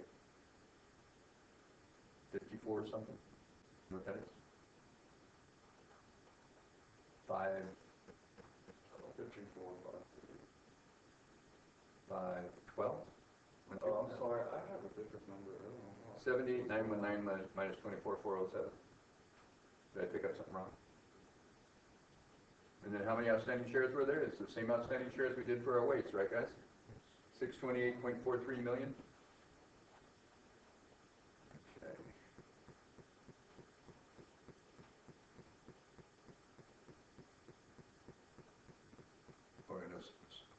Yeah. Okay, those are all millions, aren't they? Yeah. What does that give me? Liabilities is 27,407. Oh, it's 27,407. I screwed it up.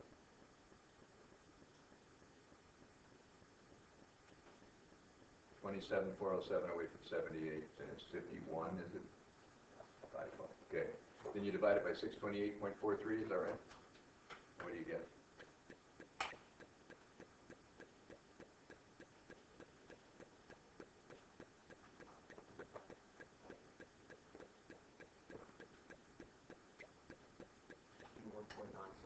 How much? 81.97.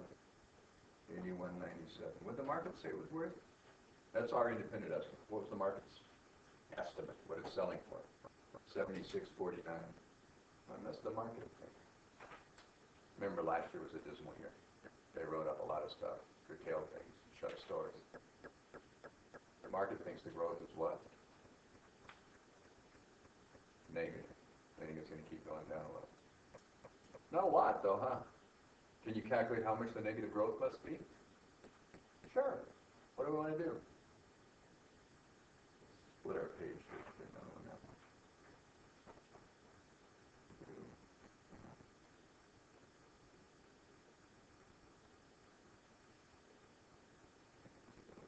All right, so what we're going to want to do then is use our value that we just came up with here.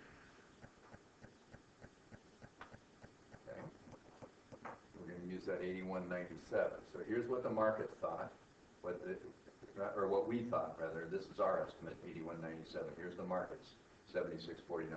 How much growth does the market think there is? If we were to answer that question now. What do you want to do? The estimated cash flows. Really plus estimated cash flows times 1 plus the growth rate, right, which you do for the first year. But let's leave that out to keep it simple. Divided by what? WACC minus the growth rate. It's going to give me what? The estimated market value of the assets that the market thinks they are. How much is that? What does the market think the assets are worth?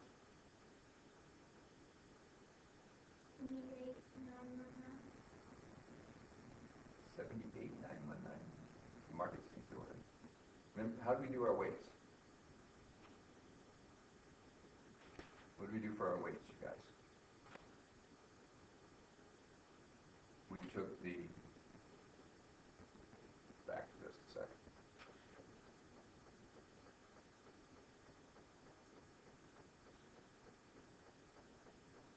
Let's go back here. How did we get our weights when we did our weights?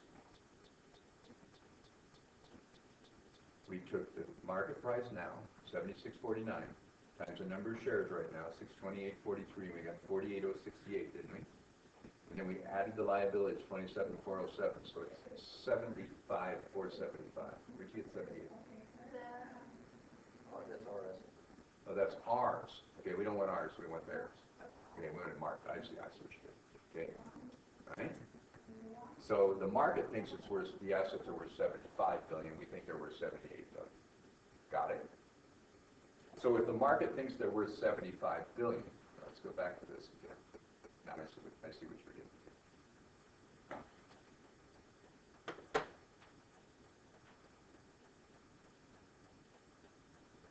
Okay.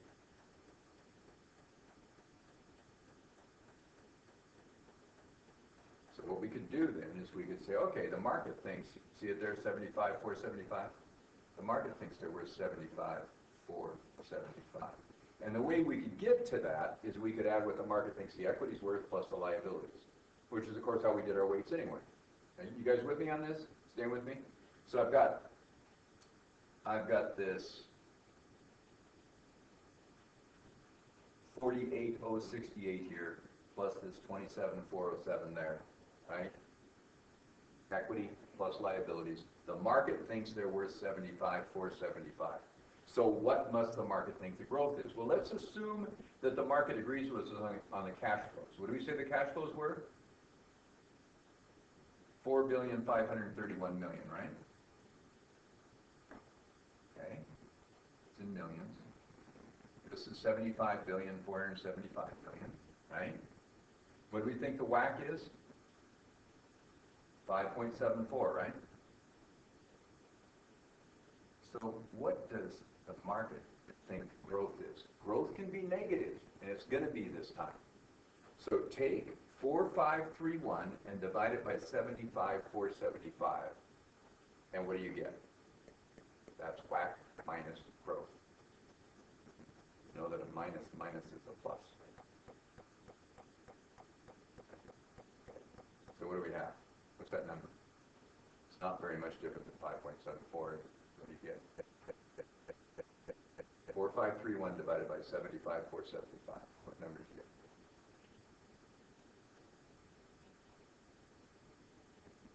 Stuff can churn up your brain pretty fast. We're going to do another one in class too. Yeah, class too. From the beginning.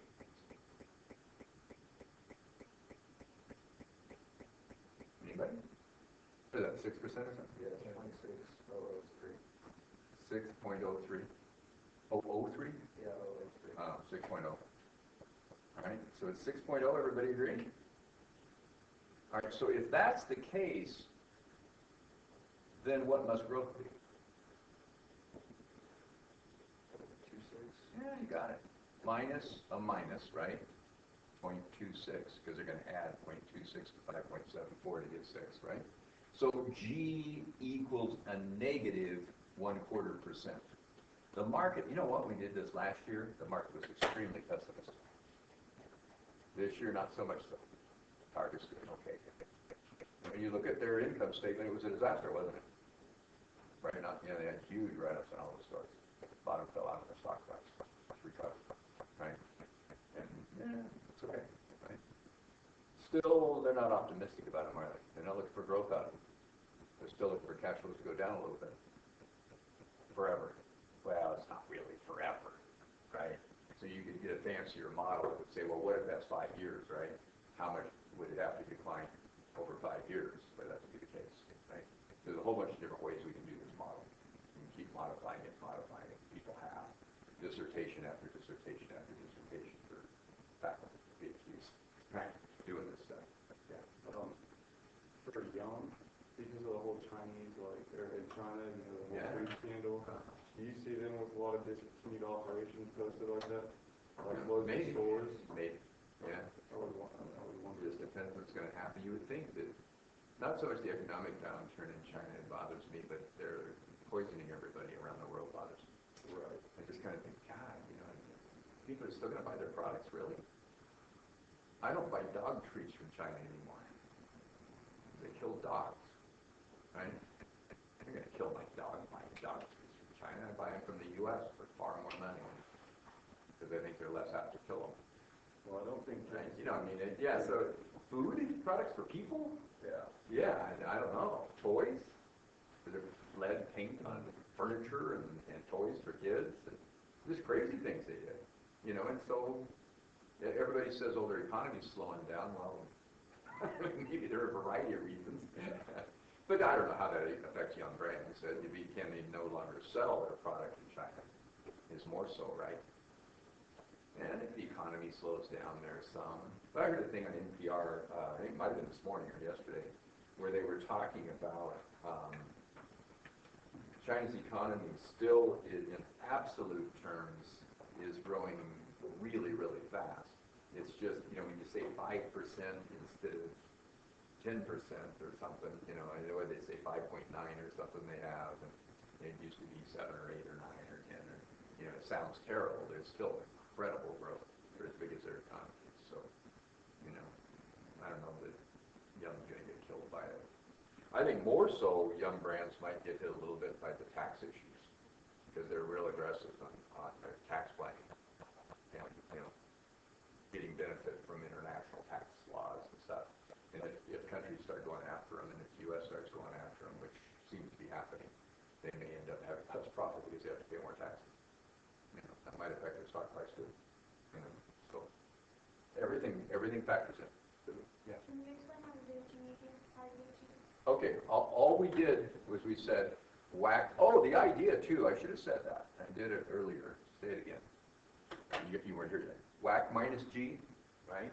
The reason we take the minus G is what we could do is we could take the estimated cash flows for this year and increase them by taking it times 1 plus the growth rate. And I do this next year, right? Then you take that amount and take it times 1 plus the growth rate, you get it for the second year. Then you take that amount and take it times 1 plus the growth rate, you get the third year. But you have to do that to infinity. So it's impossible. So what we do instead, mathematically, it breaks down to, look, and you can get this intuitively. If we leave the cash flows alone, right, really we'd add 1 year. We bring it up 1 year. You could subtract the growth rate from the WACC, and you'd get exactly the same result mathematically. Okay, you could prove it mathematically. But intuitively, here's how you get it. If I earn more cash flows through growth, I don't have to earn them through my returns, right? So let's say that let's say you put money into an account, right? And it only earns 10%, but you get 2% growth besides 8%. Aren't you getting the 10? So intuitively, what's happening? I'm getting it from growth and cash flows anyway. I don't have to get it from earnings. Okay, sort of like an exponential growth. Okay, does that do it a bit? So mathematically, what we did was we took the 5.74, right, minus growth, divided into 4531 must be 75,475, right? So to figure out what 5.74 minus growth is, I take 4,531 and divide it by 75,475, and I get about 6%. So 5.74 minus growth is 6%. Well, it's got to be negative growth then, doesn't it? Because 5.74 minus a negative 0.26 is plus the 0.26. Got it? So all I did was I took the 5.74 away from the 6 and said, okay, it's 0.26, but it's negative 0.26 to make it work. Good? That good? Cool. Okay.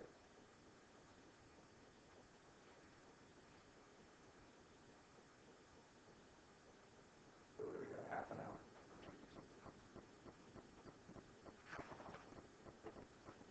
I'm going to go back, and you already did it, now the rest of you did. You want to look at that problem, the take-home problem? The one on the case, sorry, one on the case.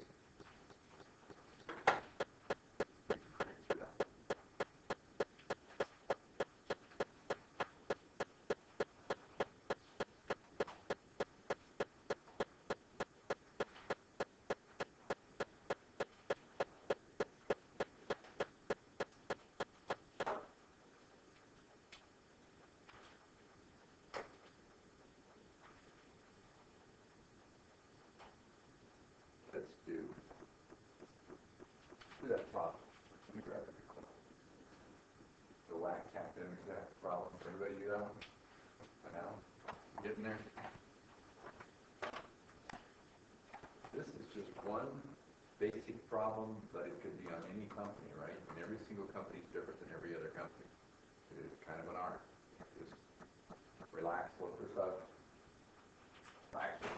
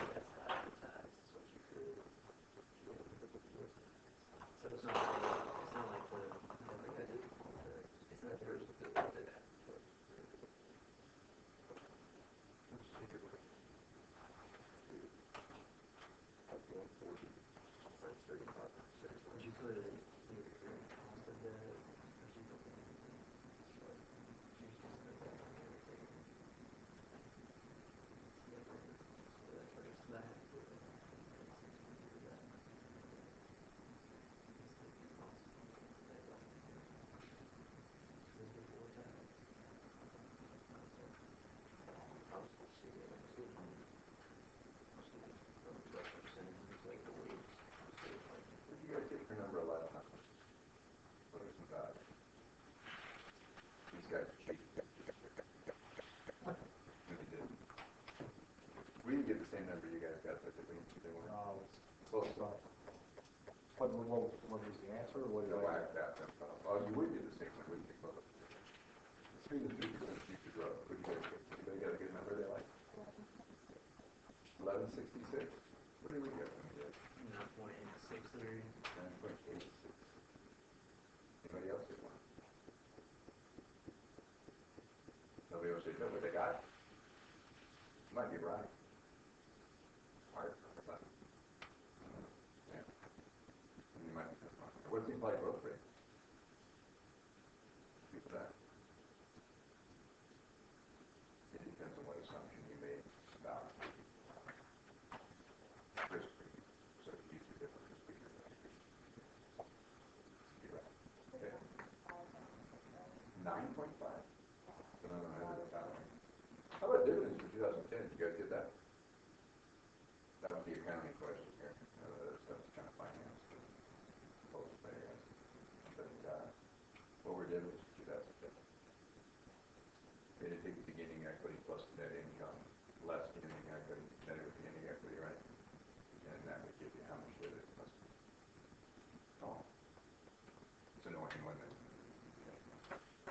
do this one anyway. Let's give this a shot. We'll make you two suffer through it again.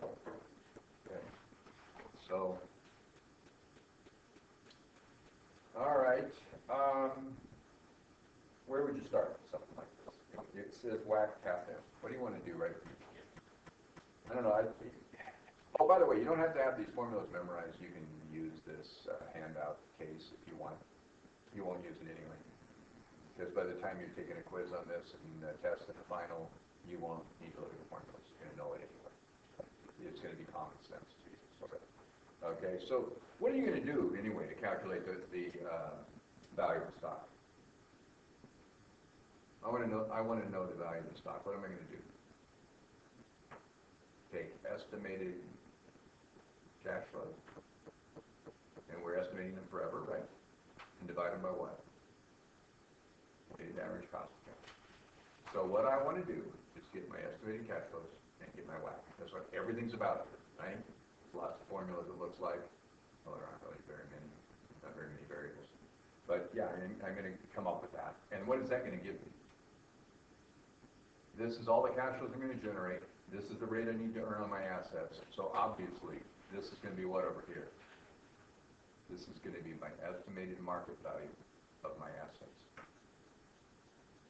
Some asset amount times the WACC is the estimated cash flows. If you want to go back the other direction. True, isn't it? Some number here times this WACC is that. So if I'm earning those cash flows and that's the WACC, guess what? Divide it in and you've got the estimated market value of the assets. Subtract from that the estimated market value of the liabilities, and what did you get? What's that going to be? Assets less liabilities? Estimated market value of the equity, right? Repeating this stuff doesn't hurt anything, does it? Okay, it's more and more solid. Okay? Divide that by what? Yeah, you have the total equity. Divide it by number of outstanding shares. That's all there is to it. And what's that going to give me? My own independent estimate of the market value per share. And that's what I really want. That's the number I want. And I'm going to compare that to what the market thinks. Okay? So let's go for it. Let's get my estimated cash flows. What would you do? Estimated cash flows equals what, guys? Okay, normal income before tax is the way to think about it. Don't take the income before tax off the income statement. The normal one. Normal revenues and losses, or I'm sorry, normal revenues and gains, less normal expenses and losses. Normal, what do you expect to happen every year forever, right? That's your best guess, okay? So my estimated cash flows is going to be operating income, that's what the finance model says, before tax. But it's normal income before tax. Times what? Take out the tax. 1 minus the tax rate. Okay? Does that make sense? And then we're going to add back what? Depreciation and amortization. Any non-cash expenses.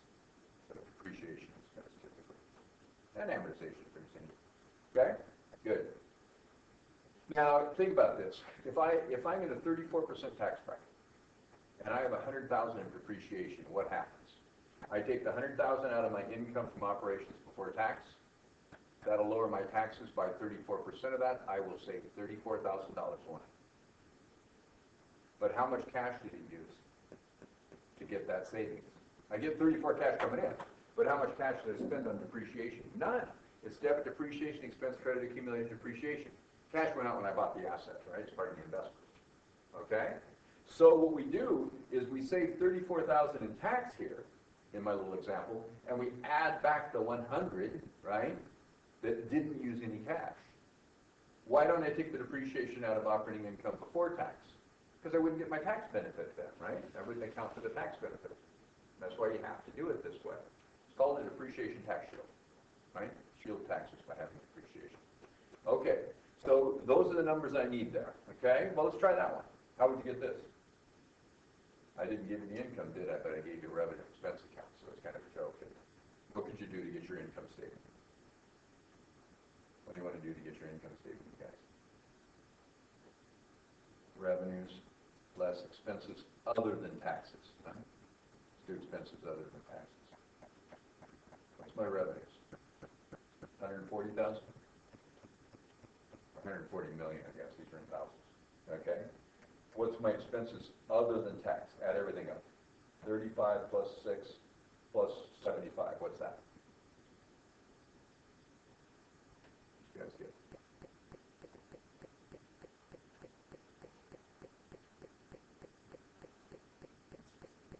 116? What's the net income before tax? Net normal and operating income before tax, maybe. I don't know. 24? What's your tax? 9? Is that what it was? What's your net income? 15. Everybody can do this, right? No big deal. Okay? All right, so what am I going to use here? What's my operating income before tax? It's 24. And this looks funny doing it here, but on a real company, you want to do it this way because that 24 might not be your income before tax, right? It could be whatever number you think it's going to be going into the future. Okay? Times what? 1 minus the tax rate. Well, what's the tax rate going to be? 9 taxes divided by 24 net income before tax. How much is that? Is that 37.5%? Yeah. Okay. 1 minus 0.37. The government's going to take 37.5% of our income. But we get our depreciation, don't we? So how much is that? What was depreciation expense? 35,000? 35 million, rather? Okay? So what do you have? 24 times 0.625 plus 35. What do you come up to? 15 and 35, right? 50. So everybody get that? 50 million? So that's my estimated cash flows. I'm halfway there, you guys. 50 million. Just relax and do this, okay? And using a real company is not that much more difficult, really. You have to go find stuff. All right, then what else do I need? The WACC? How do you want to calculate WACC? Let's do that.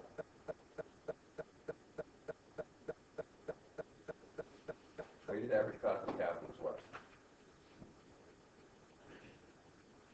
What's the formula for that one? The weight of the debt times the cost of the debt Yeah, and it's common sense, really, huh? You have to memorize it even. Then what? plus the weight of the equity times the cost of it. Sure. And that would mean the weighted average cost of capital, which I mean assets, right? Capital, total assets. So this is what the debt holders want to make. This is the percent the debt is of my total assets. This is how much the equity holders want to make. This is what the equity is as a percent of my total assets, right? Okay, so how am I going to get these? Let's do the weights. I know this to be true, so do you guys. Right? So what's a proxy for the market value of, I want these all at market value, right guys? Market value, not book value. Don't use the book values, right? When I buy a share of stock, I don't get to pay book value. Wouldn't that be cool? Right? I want book value. So I'm coming to have a whole bunch of valuable property. You're going to get market value. Okay, liabilities, what's a proxy for market value? The proxy is book value, okay? First market value. So what's the book value of the liabilities? That's a little problem. 100, everybody see that at the end of the year? Okay? And how much is the equity? Don't take the book value. What do you want to take? Number of outstanding shares times what? I heard it up there. Market value per share? I want the market value of the equity. You guys did this, didn't you? Oh. Be in trouble if you don't. Okay. How many shares? 50 million? Market value per share, how much? $10 at the end of the year. Don't use the beginning of the year, use the end, right? Use the most recent price. What's that? 500 million? That's my equity. Okay. So if you have 500 million plus 100 million, what do you get? 600 million. Everybody good? That's 100% of itself. Everybody agree with that? And these two are, the weights are going to have that up to 100%, of course. So you take 100 and divide it by 600, it's 1/6. That's 16 2/3%, right? 16.7%. 500 divided by 600, 5/6 is 83.3%. You're writing down a lot of numbers. You don't have this on your page. Okay. Weight of the debt, weight of the equity. 16.7%. That's nothing to this. And 83.3%. If I knew KD and KE, I'd have it made now, wouldn't I? So let's calculate it. All right, what's KD here? The cost of the debt is, of course, the what? Interest. But then Uncle Sam pays part of the interest for us, right? So it's times 1 minus the tax rate. So it's common sense, right in the model too. Okay, where do you get your interest rate? Where do you get your interest rate? The interest expense, how much was that?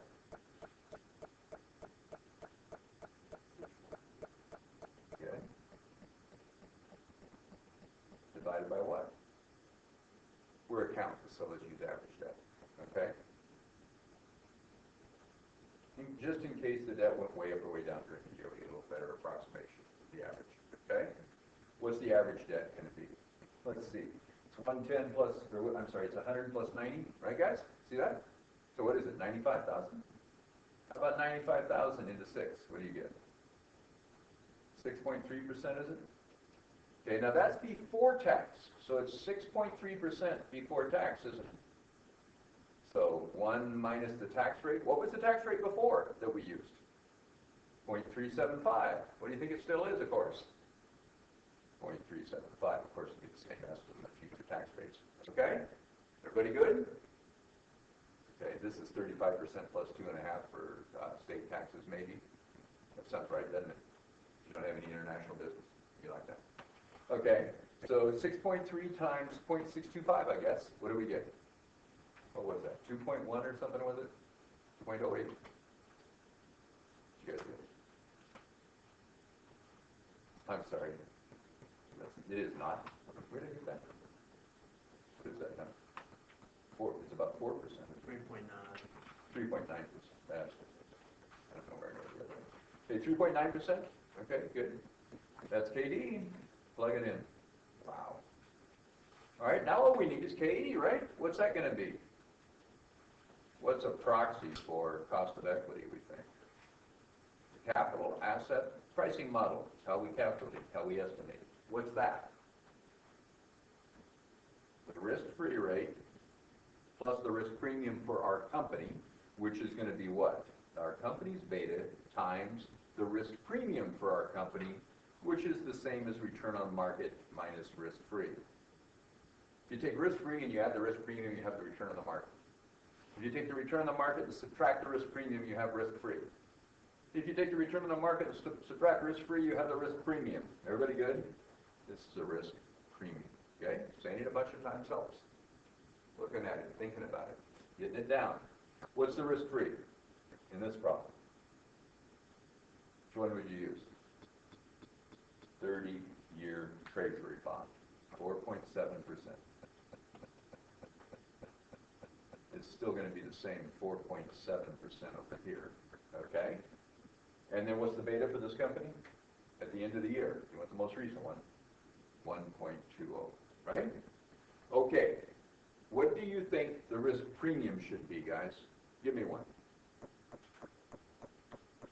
You said like 6 5, 6, 7, some number, 8. What'd you use? 6? 6. You like 6 because it was in the middle. You like 6? I don't care, right? So you had to just use something. So if the risk premium is 6%, what makes you think the return on the market is then? If 4.7 is the risk-free, what's the return on the market that you subtract 4.7 from to get 6%? 10.7%. Everybody getting it? So do you think the market's going to earn 10.7% forever? Really, the real question is, do you think it's going to earn 6% more than risk-free forever? Right? Forever. I don't know. I like 7 though. Okay. Anyway, that's because I want more money. I want to earn more options. Okay, anyway, so here we go. Let's figure it out. 6% times 1.2, what's that? 7.4? plus 4.7, what do you get? This company is 7.4 because 1.2 times, or 7.2, I'm sorry. 1.2 times 6% is 7.2, isn't it? Everybody agree to that? We get a little more because we're riskier than the market. So 7.2 plus 4.7, what do we get? 11.9?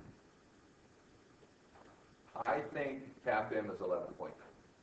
Is that what it was? Yeah, but we use 7.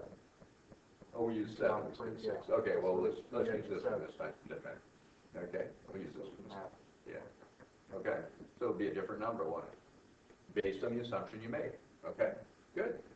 So 11 point, thank you, though. So yeah, we'll use the 6 this time. So it'd be 11.9. So what does that mean? We think that the debt holders will be happy if we get 3.9%. That's after tax. That's what it costs us for the debt, after tax. We think the equity holders will be happy if we get 11.9 on their money. 1/6 of our money costs us 4%. 83% of our money costs us 12%. What does the average dollar of our assets cost us? Take 0.167 times 3.9%, whatever that is, and then add that to 0.833 times 11.9%. Got the idea? Add the two together, and where do you end up? 83% of 12 plus 16, 17% of 4. What do you get? Multiply those out. What number do we get for our WACC?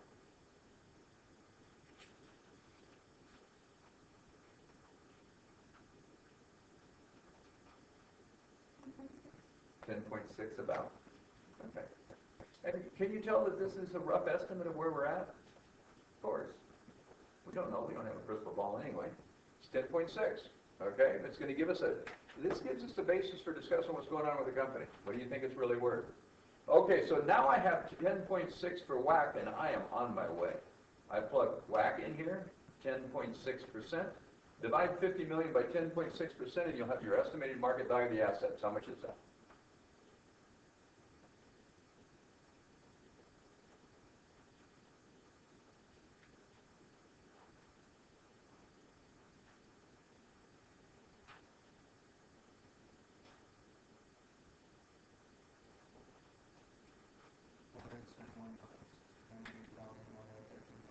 $171.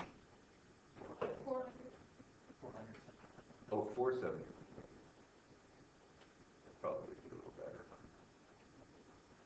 471 point what? So 7. Okay, got it? Then what do you want to do?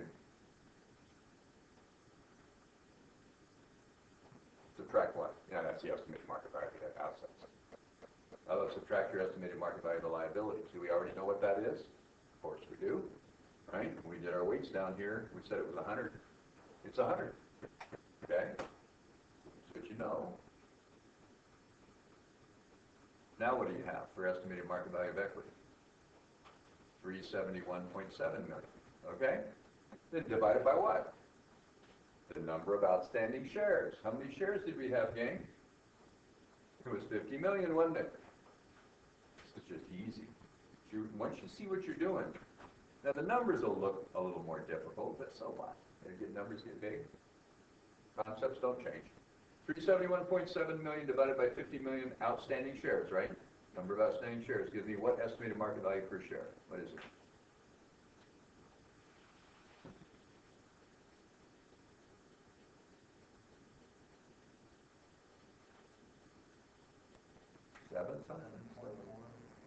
$7.43. $7.43 per share. Oh, but the market thought it was 10, didn't it? The market value is 10. So the next step is what? Let's figure out growth. Okay?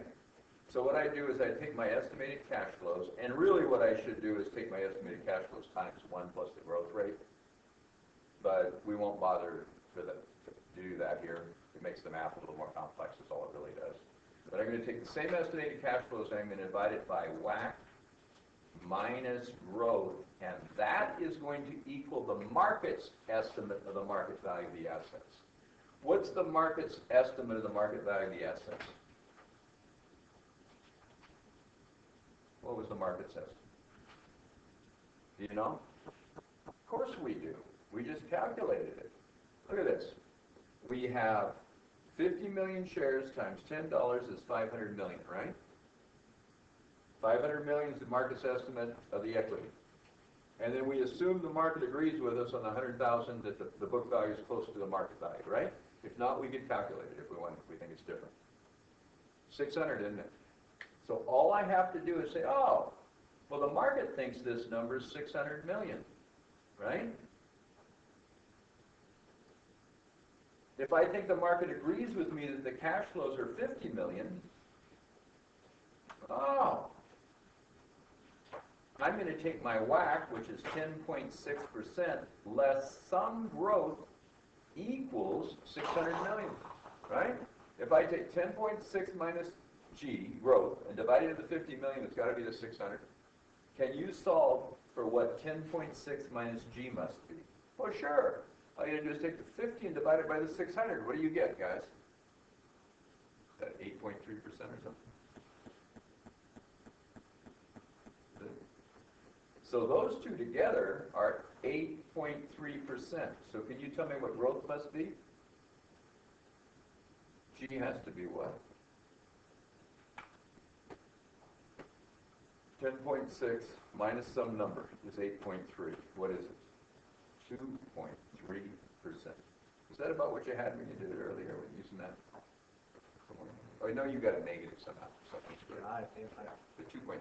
After you did it later, they said around 5. So. See it? All we're doing is taking that 600. And by the way, you can work up to the 600 if you want. Right? You just take the $10 per share. If you don't remember, times 50 million shares equals 500 million equity, right? Plus the liabilities of 100 million. What does that give you? 600 million, right? You go the other way, it's okay. This is the equity. And this is the liabilities. Equity plus liabilities is assets, of course. Okay? So let's see, what else did I want here? That's the implied growth rate is 2.3. What if there's a 3% growth rate, what would you do?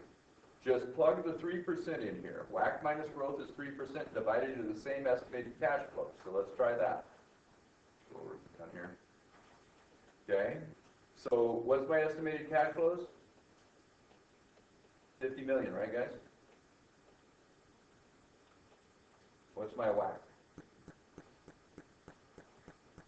What was it anyway? 10.6. Okay, how much do I want the growth to be? 3%. So that's going to divide 7.6 into this number up here. But remember to take it times 1 plus the growth rate, because we're going to get to the end of the first year. Okay? So 50 million times 1.03 gives me 51,500,000, doesn't it? Divide that by 7.3%, and what do you get? Here's the estimated 3% growth rate. Estimated assets. Estimated market value of the assets with a growth rate of 3%. Right? See that? That's my growth. What's that number? 51.5, right? 50 times 1.03 is 51.5 million. Plus 7.3%. So, yeah, 7.6% interest. I'm sorry, 7.6% interest, right? 10.6 minus 3. What do you get? 677.63. Okay. All right, and then what? And you can leave it in there if you want, of course. Okay. Subtract what? Okay, around. Estimated liabilities. What was that, guys? Same as it's been all along. What was that? 100? Yeah. What do you have? Estimated market value of the equity, don't you? Yeah? So what's that going to be? At a 3% growth rate, it'll be 577.6 million, right? Divided by what, everybody? Number of outstanding shares. How many was it? 50 million. What does that give me? $10. 11.25. 11.55. So at a 3% growth rate, it would be worth 11.55 per share. Well, that's more than the 2.3 that was in implicit in the price, right? And with no growth, what would it have been worth? Let's say with no growth. 743. Right? It's easy, isn't it?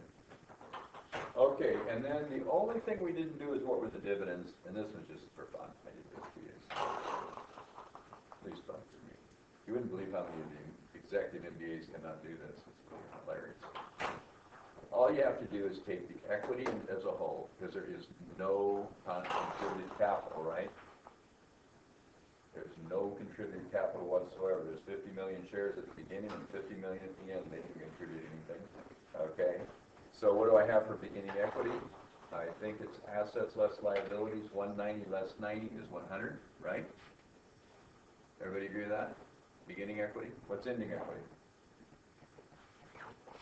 I think it's 210 less 100 is 110. I gave you those numbers, didn't I? How much was net income we calculated just now? 15. Can anybody tell what the dividend had to be? 5. The answer was 5. Y'all got that, didn't you? Maybe. Think about it a little bit, just because it's out of context, maybe. Okay. I'll get a 3-minute break. Good company.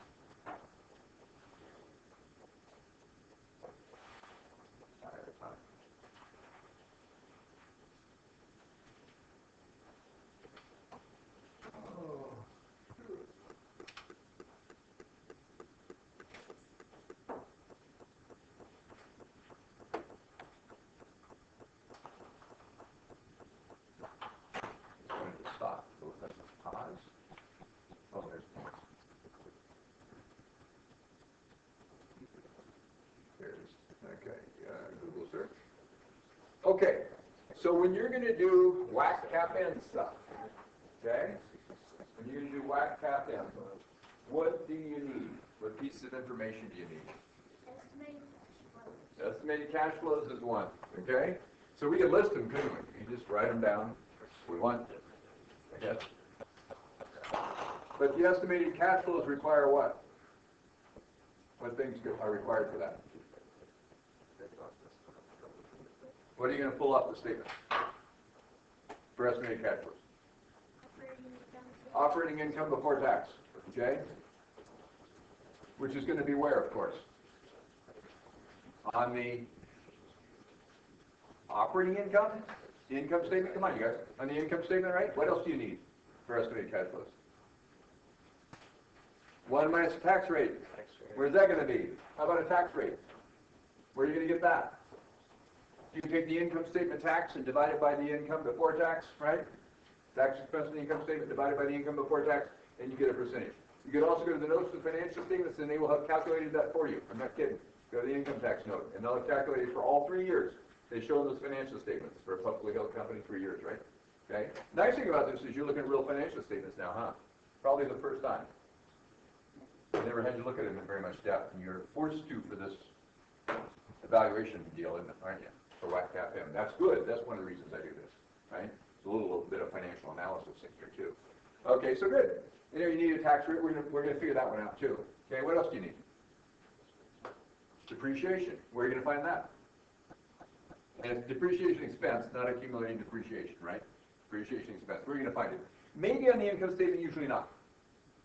Usually, if they manufacture anything, it's going to be spread around in, I don't know, work in process, finished goods, and cost of goods sold, and then some of it in depreciation expense. And so be careful. It might have depreciation expense and operating expenses, but that's not all of it.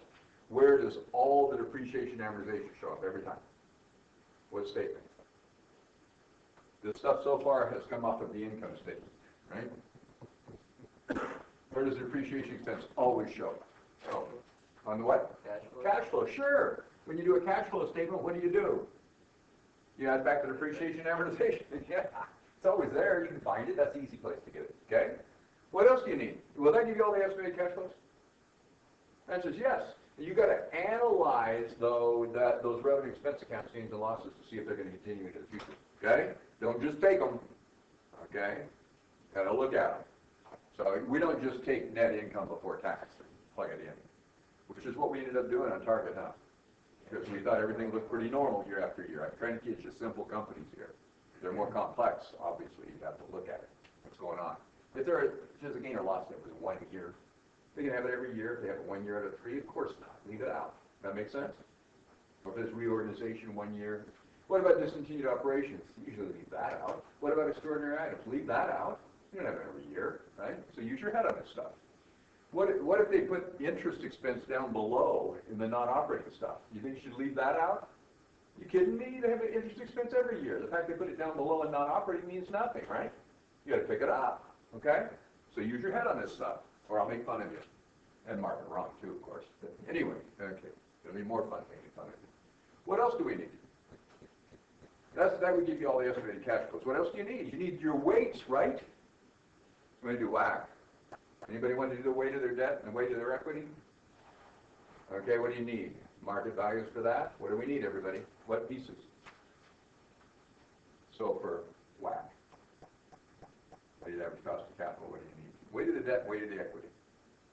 So I need to know what? Market value of the debt. I'm going to find that. What do I use as a proxy for it? The book value of the debt. Where will you find that? Balance sheet. So my proxy is going to be on the balance sheet for that thing, right? Everybody agree with that one? It's true, isn't it? So I've got these from the income statement, that from the cash flow statement, this one so far from the balance sheet, right? I'm going to find my book value, which is going to be my proxy for my market value. What else do I need? I need the market value of the equity too, don't I? You going to find that on the balance sheet? No. You will find book value of the equity there. So what do you need to get the market value of the equity? How do you calculate it, guys? I think my equity is worth so much per share, and there are so many shares. And when I multiply the amount per share, which is the market value per share, times the number of shares, I will get what? The market value of the whole equity. I got it, right? This one we know at any point in time. I can easily tell you what any company is worth that's publicly traded right now. We can call it up on Yahoo Finance and look it up. In fact, they even multiply it together for me, and they call it market what? Cap. Market capitalization is what it stands for. That's the total value they think of their equity. Okay? And that's going to be what? Number of outstanding shares time. Of course, those are the ones that are being sold. Of course, it's the outstanding ones, not the authorized. A whole bunch have never been issued, right? So you want the outstanding. By the way, what's the difference between issued and outstanding? Maybe nothing. But what is it if there is a difference? Issued are the ones you've ever issued, right? Authorized are the ones you have the right to issue. 100 million. Ones that have been issued. 10 million of 100. 9 year unissued, right? Okay, and then what if there's a difference between that 10 million that have been issued and the outstanding? How about if outstanding is 9 million? What they do? They bought back a million of them, which would make them what? What are the ones they bought back? Treasury stock, yeah. So outstanding is what we want. The treasury stock's not being traded. Right, guys? This is stuff you already know. Let yourself use it.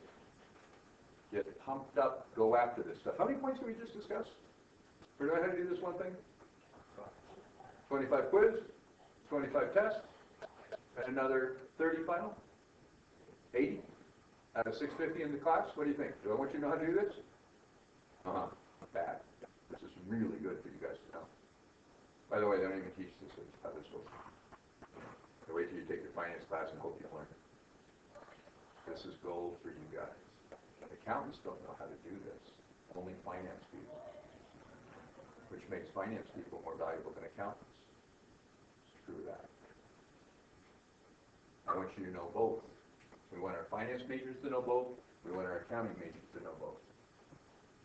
Without the double major, right? With either one. I want you to know both. We want accounting and we want finance, both of you guys, right? And if you do the double major, you know more of both. Fine. Okay, that's great. It's even better. Okay? We want you guys to be real competitive out there. Okay? All right, so that's why we do this to you. Anyway, where do I find this number of shares? Oh, I need the market value per share, right? Okay? Where do I find the number of shares in the market value per share? Where's this one coming from, you guys? Yahoo or MS Finance? or any of the other servers. Okay? Right? What you want to use. What else do we need? We need one other piece to do WAC. That's the weights. Those things will give me the weights, right? So I can get my equity and I can get my debt and I can add them up and that's my total assets. What else do I need for WAC? Cap in. I need CAP-M. And for CAP-M, what do I need?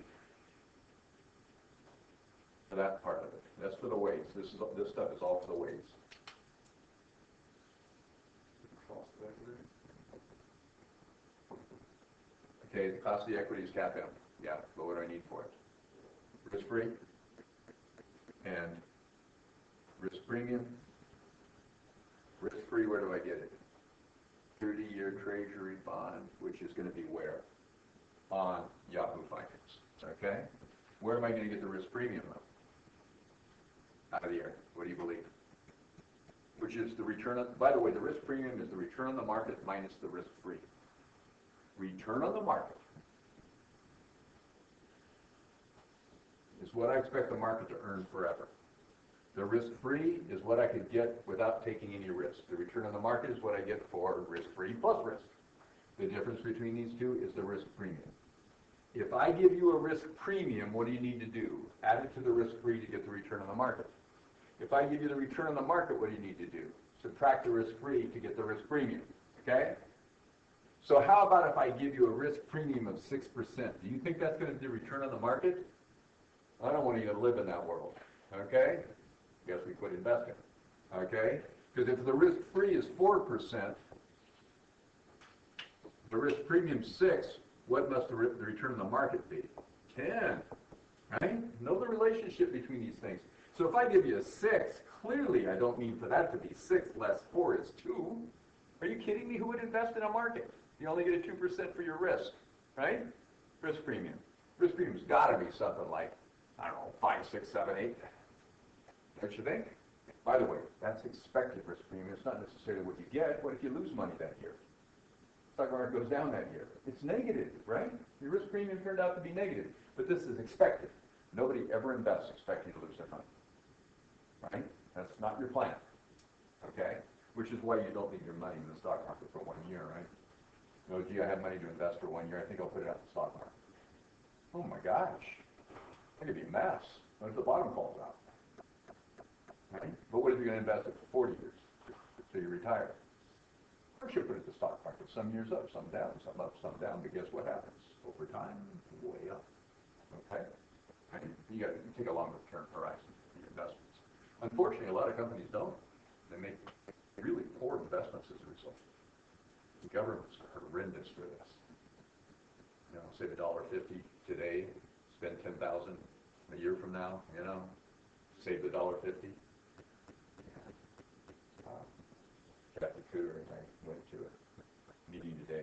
Some really nice people raising funds for educating poor people about accounting finance, or well, finance and economics, they call it. And it's accounting too, of course. And she was saying that our governor, our current one, got rid of funds for providing daycare for working women with dependents, right? So the funding for the daycare was allowing them to work. If they didn't fund the daycare, they all had to quit their jobs. And they actually went through with this thing, and they were going to save a little bit of money. And then they noticed the effect on small businesses, because they were closing one right after another because they didn't have employees anymore. Because these women had to stay home because it was cheaper to stay home than to work, because daycare was so expensive. So of course they reversed it and put it back. But how short-sighted can you get, right? Crazy. Destroy the economy, right? And make people's lives miserable. What are you doing? You know, so anyway, got to think this stuff through. But anyway, don't take a short-term view. Take a long-term view is the point of that. Okay, yeah, that's where that's going to come from. What else do we need?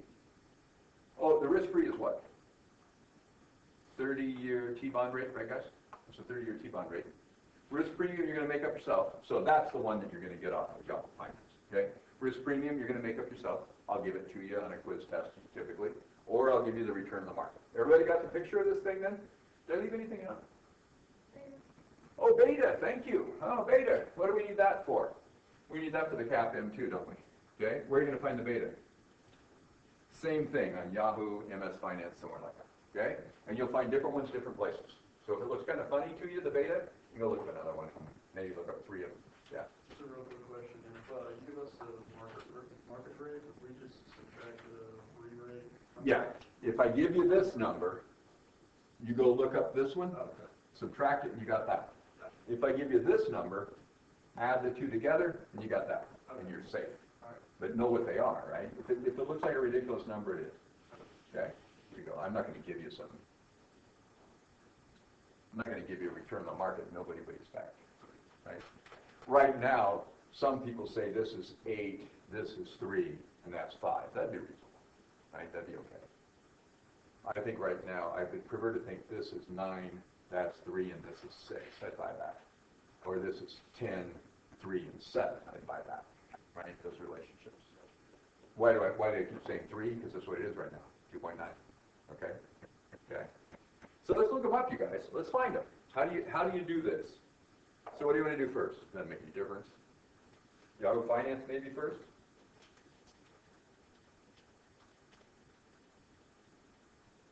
Over here. Where do you find? And I'm not trying to make this too simplistic. I know you guys know how to do internet searches. It's just somehow when we get, I guess, some formulas that look a little complex, and there's, it's not that this is real difficult, it's just kind of long, and there's many pieces of it, and at first you're looking at it, it's like, this is impossible, I can never do it, I can't get my head around it, and then after you understand this is really simple. This is, you won't believe how many of you guys are going to have all of these points. There's a number of folks sitting in here that will have all of them. And a lot of you will have most of them. You'll make a mistake here and there, or something will slip through here. And then a few of you are going to get none of them. And I just don't know where the disconnect comes from. It's just pound on it until you're there, right? And then once you see it, it's just kind of like, wow. Right?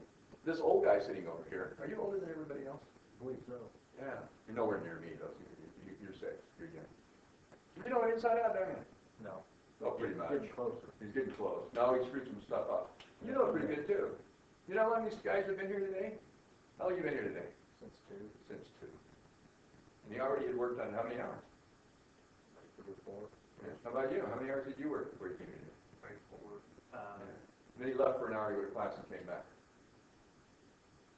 How do you get this? I don't care if you come to the review session. What I do care is you put 8 hours into this, right? And what's going to happen if you put 8 to 10 hours into this? It's going to be easy. What's going to happen if you put 2 in? Ugly. It's just too much. It's just too much. I look at it, and I got to tell you, I think this is just intuitively obvious. How can anybody screw this up? But you know what? I know how to do it. Unless I have some massive ego and I thought things I know are just infinitely important, that makes me brilliant or something. No, I learned how to do it, right? Learn how to do it, practice it, get it, okay? And it's going to help with other things, too. By the way, this is going to help with your present values and future values, believe it or not. It kind of does. Okay, anyway, so where would you find it? I don't mean to be insulting, but just where would you look for this stuff? Data is under market data. Yes, yeah, that's good. Market data's in here. Market data? You going to open for me? Oh, maybe it's not. Did I sit too long? Come on. Sure, it's easy, you guys. Just stop doing stuff.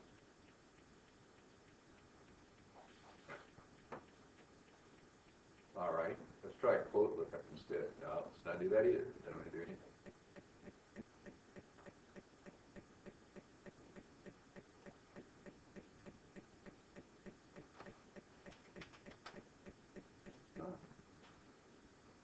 I think we froze. That's about it. I love computers, don't you guys? Actually, I do. Can you imagine life without them?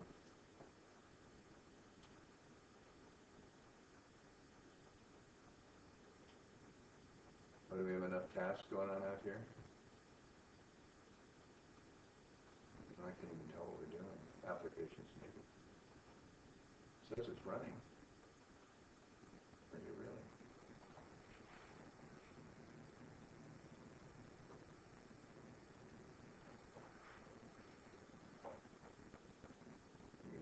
Ask for me? Yeah, that'd be good.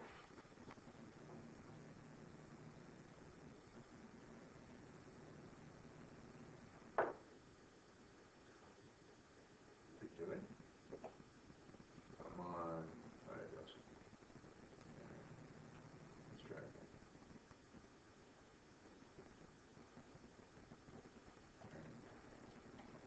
I probably waited too long and it timed out or something.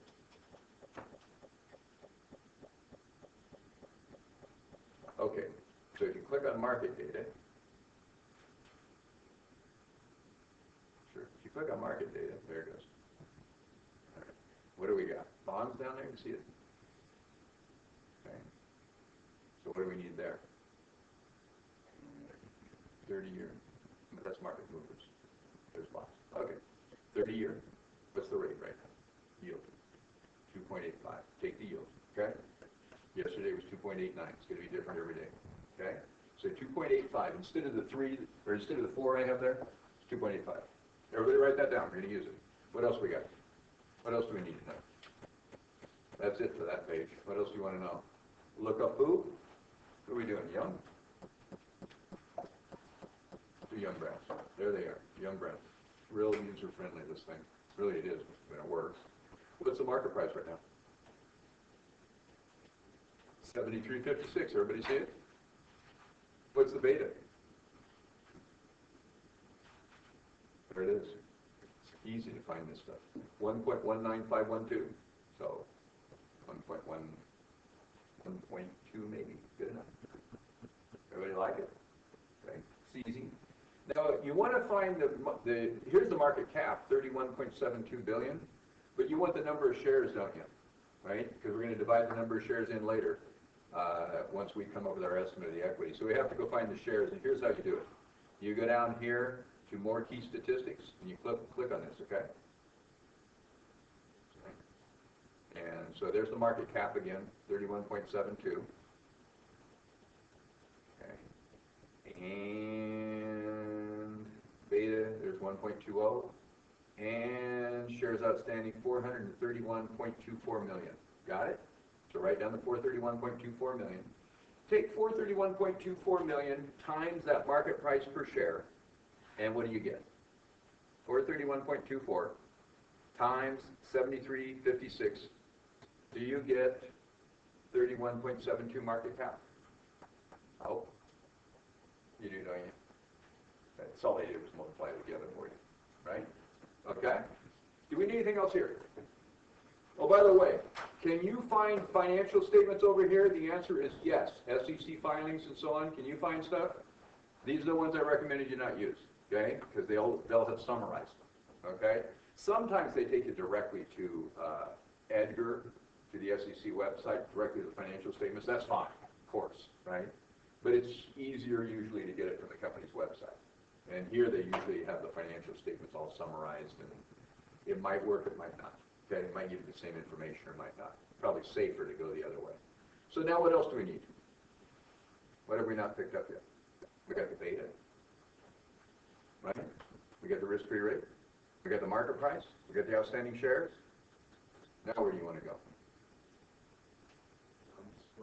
Maybe go straight to Young. Sound good?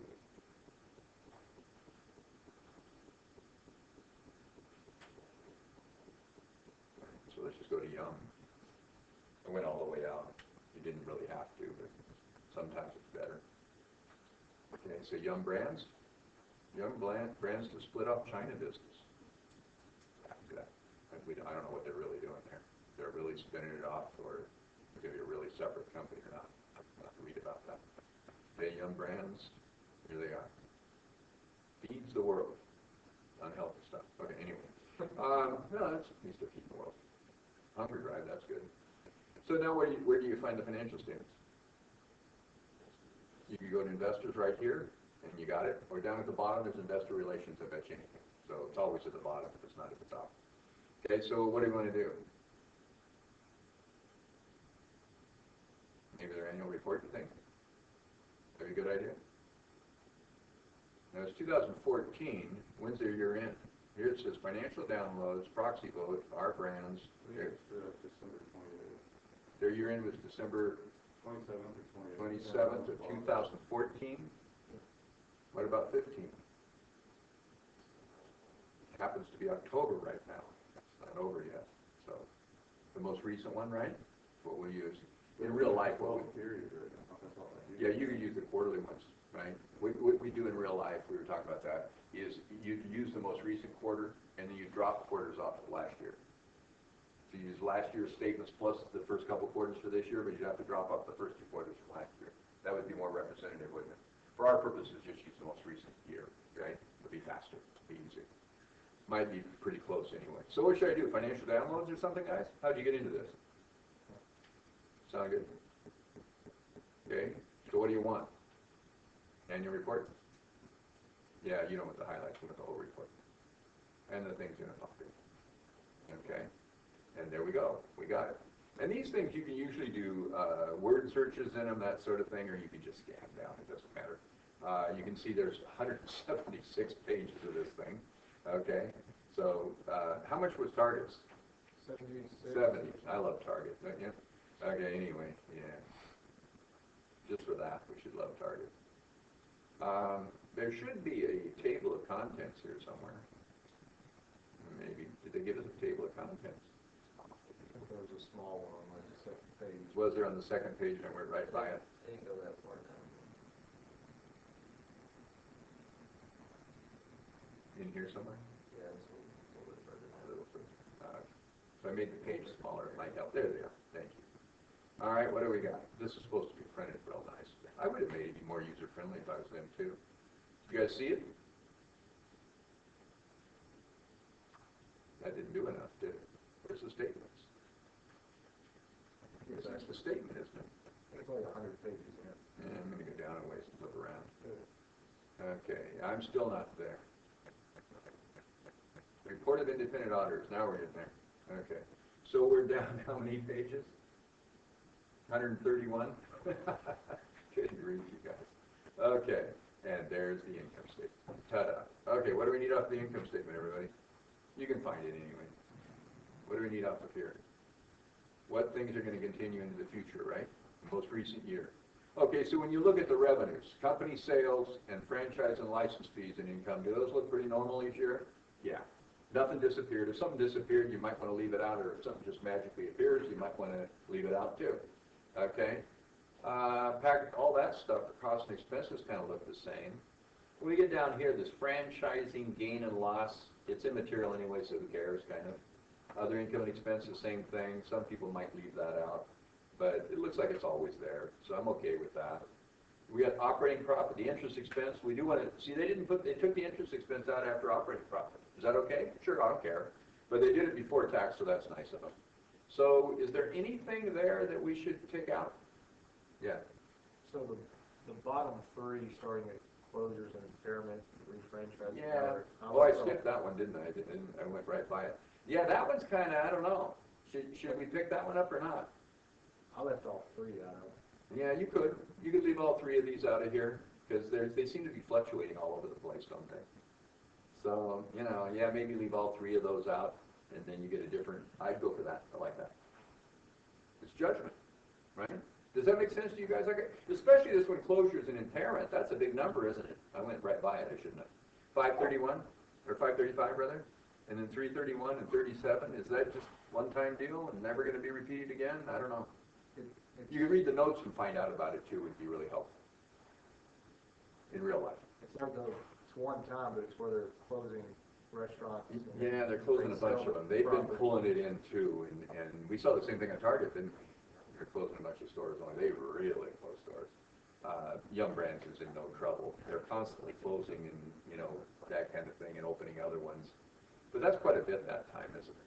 Yeah. So maybe that's excessive. So at least that line maybe I'd leave out. And it might make sense to leave all 3 out.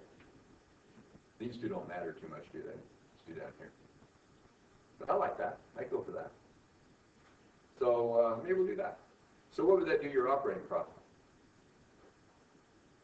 You'd add back the 535, that was an expense, and then subtract the other 2, right? That's a gain, we'd subtract that, and this is income, we'd subtract that. Everybody got the idea? So, and then would you leave in the interest expense? I would. Look at their interest expense bounce around. That's kind of interesting. I want to analyze why that's happening too.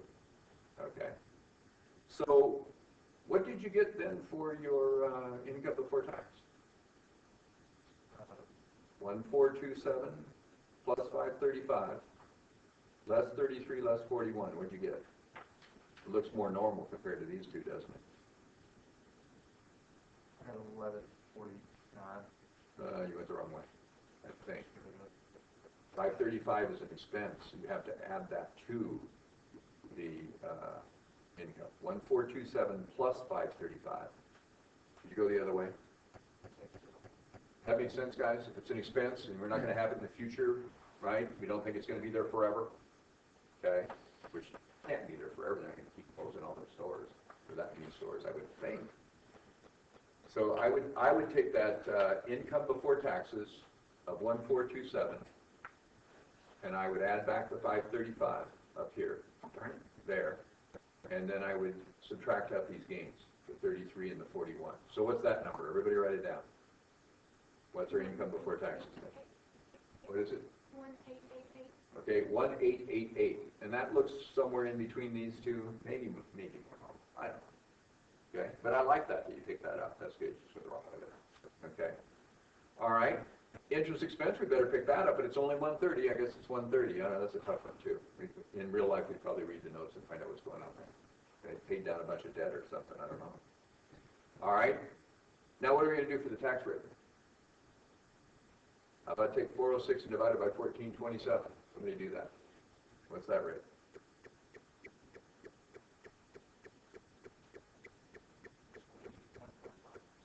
$28.45. What's 487 divided by 1551?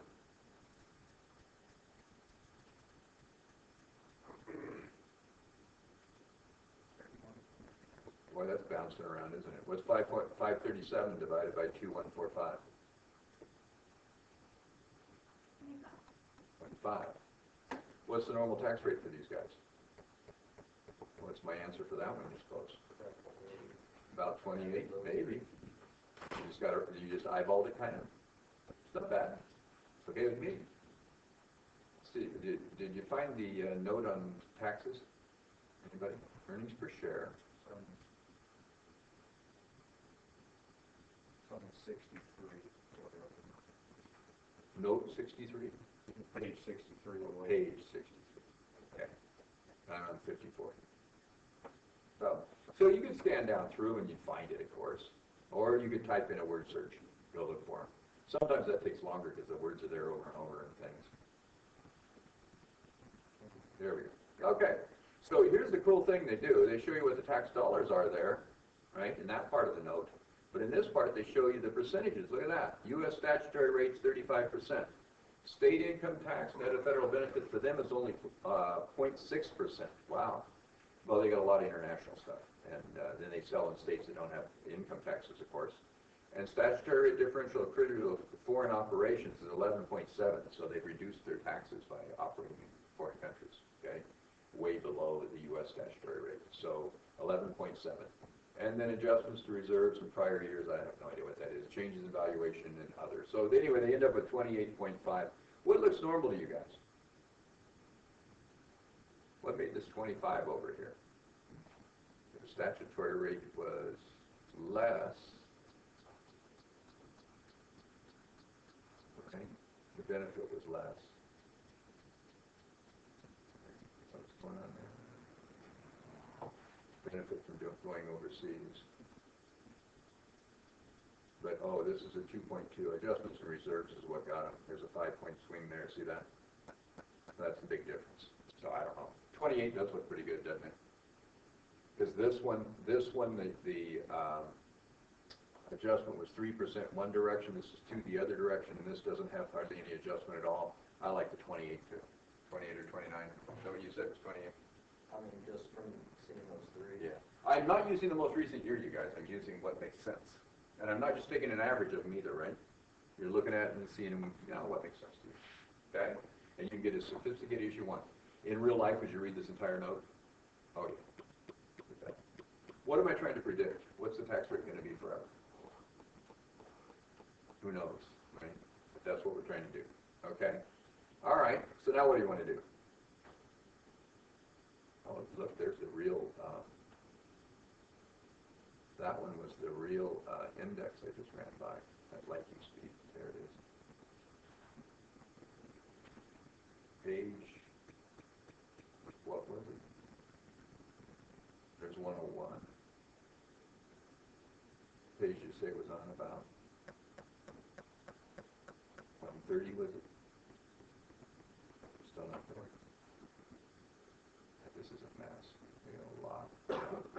Management discussion, analysis. Sometimes I think companies put information out just in the hope that people won't read what they wanted to find. I didn't say that today. About Young Brands. There we go. There's the auditor's report. KPMG. Anybody want to go to work for KPMG? You might be on the Yum audit. Okay. It's a big one. All right, what else do we need? Anything else from the income statement? We get taxes. We got the interest expense, right? Do you want to pick up the number of shares here? No, they're diluted earnings per share and basic earnings, right? They don't even give you the shares, maybe. Okay, but you don't want them from here anyway. You want them from the balance sheet. Okay? There's a comprehensive income statement. Great.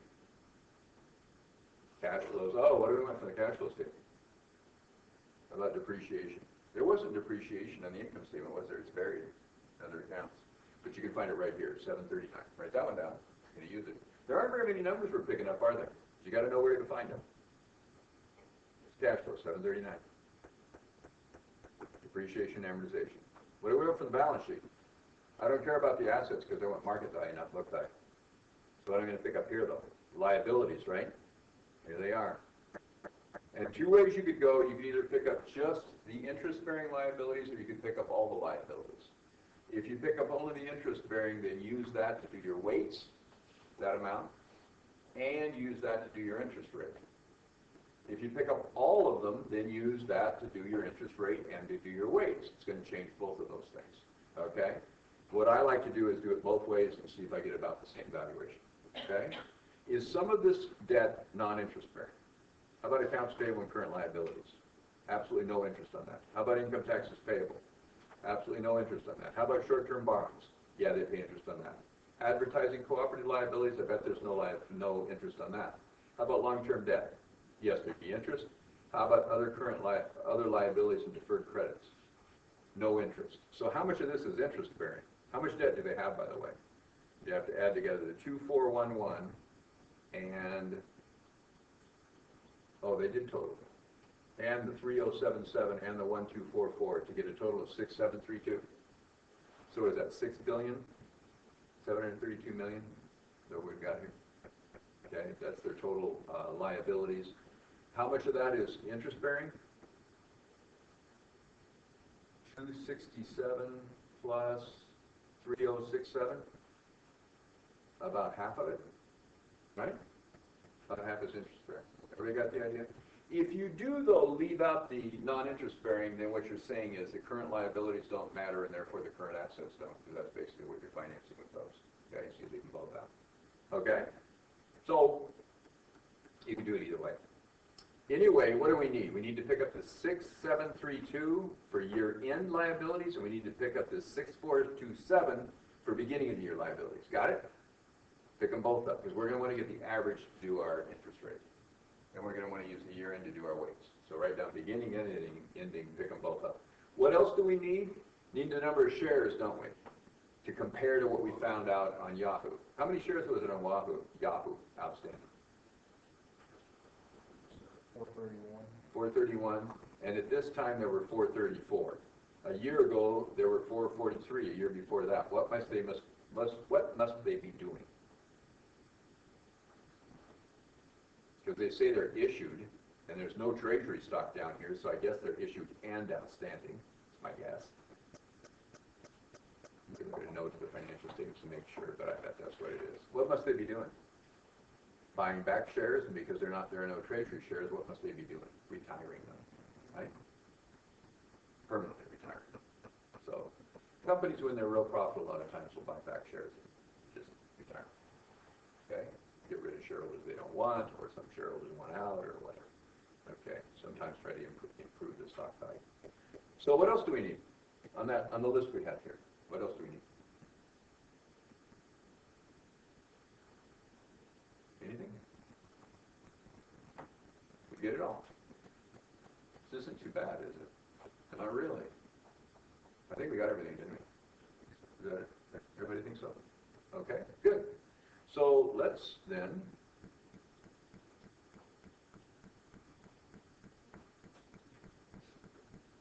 calculate the value of this thing. What would you do? Okay, guys. What do you need at the very end? What do you want?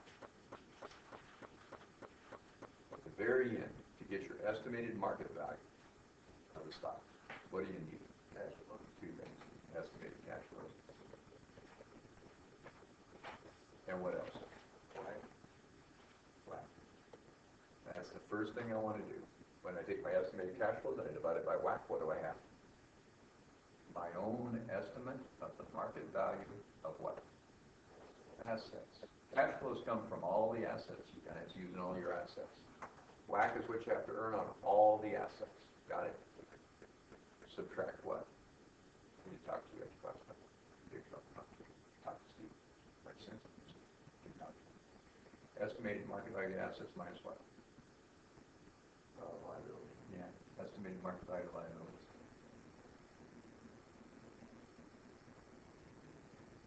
Equals estimated market value of what, obviously? Assets less liabilities? Yeah, you don't have this memorized, do you? That's fine. Okay, equity. Then what? I want to know per share, don't I? Divide this by what? Number of outstanding shares. Okay. No need to memorize this, I don't think. And what's this going to be? Market value per share. And it's my estimate of market value per share. I know what the market's estimate is. It's what the stock's selling for, right? This is my estimate, okay? And this is a no growth estimate. I don't have any growth in that, do I? It's a no growth estimate, okay? So let's get these things. Let's get the estimated cash flows. Go down a ways. What's the how do we do my estimated cash flows? What is it? Excuse me. Okay, my normal operating income before tax, right? Whatever that means. Okay, normal before tax. Times what? Yeah. And now you can see, because we did it this way, because you suggested we leave some of the expenses out, some of the revenues out, right? We better do it this way, huh? Right? Don't just take their net income after tax. Okay? And then what are you going to add back to it? Depreciation, because we got a depreciation tax shield, didn't we? So the depreciation expense, and that's all we have to do. So what was that number we came up with for operating income before tax? 1888. 1,888. $1,888,000,000. Is that what it was, guys? Yeah. Okay, good. All right. Millions. Times what? 1 minus What do we decide? 28 or, well, hold on, 29. 28 and a half, 29. You know, if you wanted 28, 29, 28 and a half, who Well, cares? last year was 28 and a half. But Yeah, yeah. And if you average the three out, you know, it's somewhere 28, 29. What do you want to use? I know. 29, okay. Fine. Then we're going to add depreciation back. How much was that? 739. Yeah. Okay. 1888 times 0.71. Add to that 739, and we've already got estimated cash flows. So easy. Let yourself relax and think, right? Think. I'll probably give you a quiz and say, go find a computer. Computer lab downstairs, right? Use your computer if you have it with you. I don't care, right? And you just go find the company and do it. Do that a lot. Or I might print out the statements for you and hand them to you. I do that more in a test, so you have more time. Okay.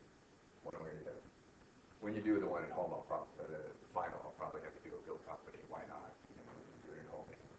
Okay. So anyway, what's the deal there? So just be comfortable with it. Do the company you work for or something. Pick a company, a bunch of you do it. And see what your valuations look like. They won't be the same. Don't panic. They're not the same. But they should be somewhere close, right? Okay. What do we get here?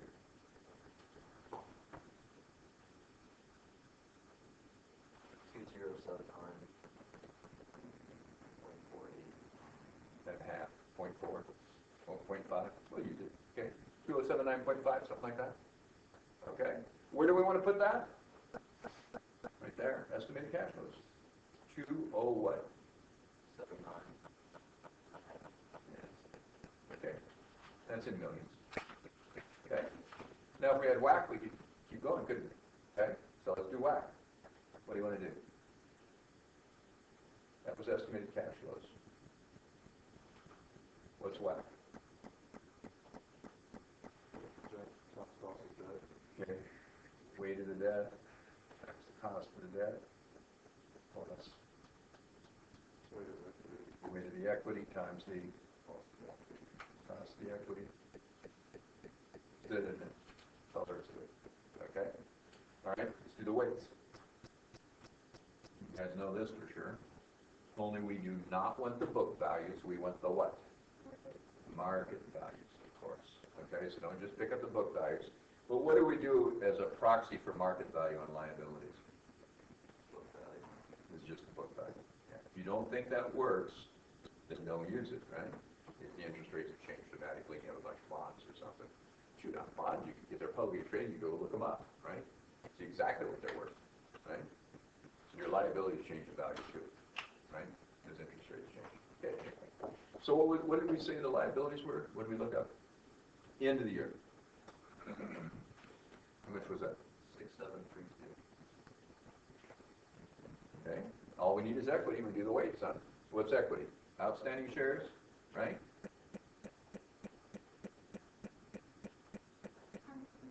Times the market value per share. This gets easy, doesn't it? Is going to be the what? Market cap. So the market capitalization, which number they gave us that, right? We could just put that down. What was that number?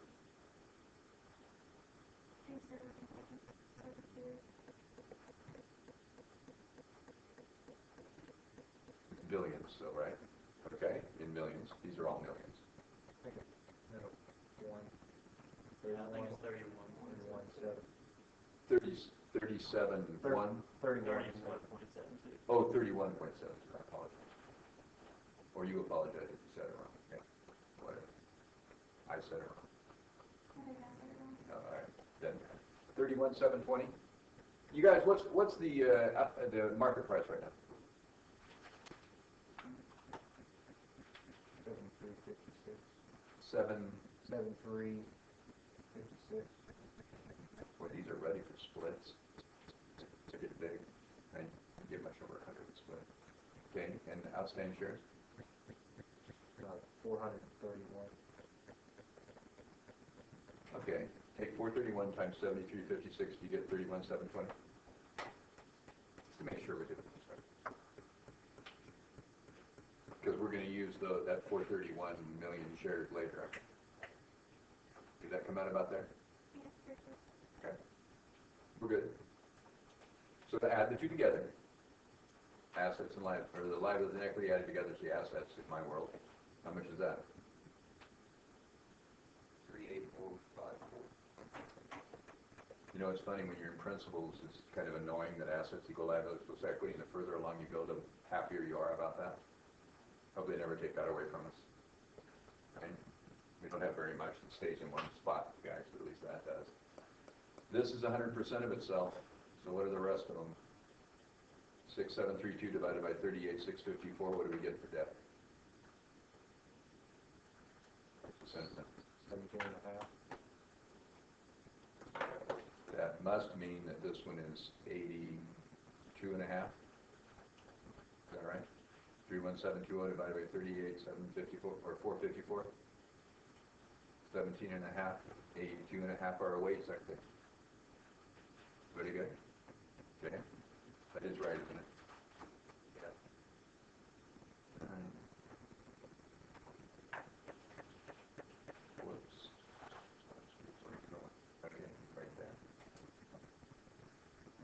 so the weight of the debt was 0.175. And take it times the cost. Then we're gonna add it to the weight of the equity, which is 0.825 times cost of the equity, right? Add the two together, and we will have our WACC. Okay, what's KD? Are you gonna do KD?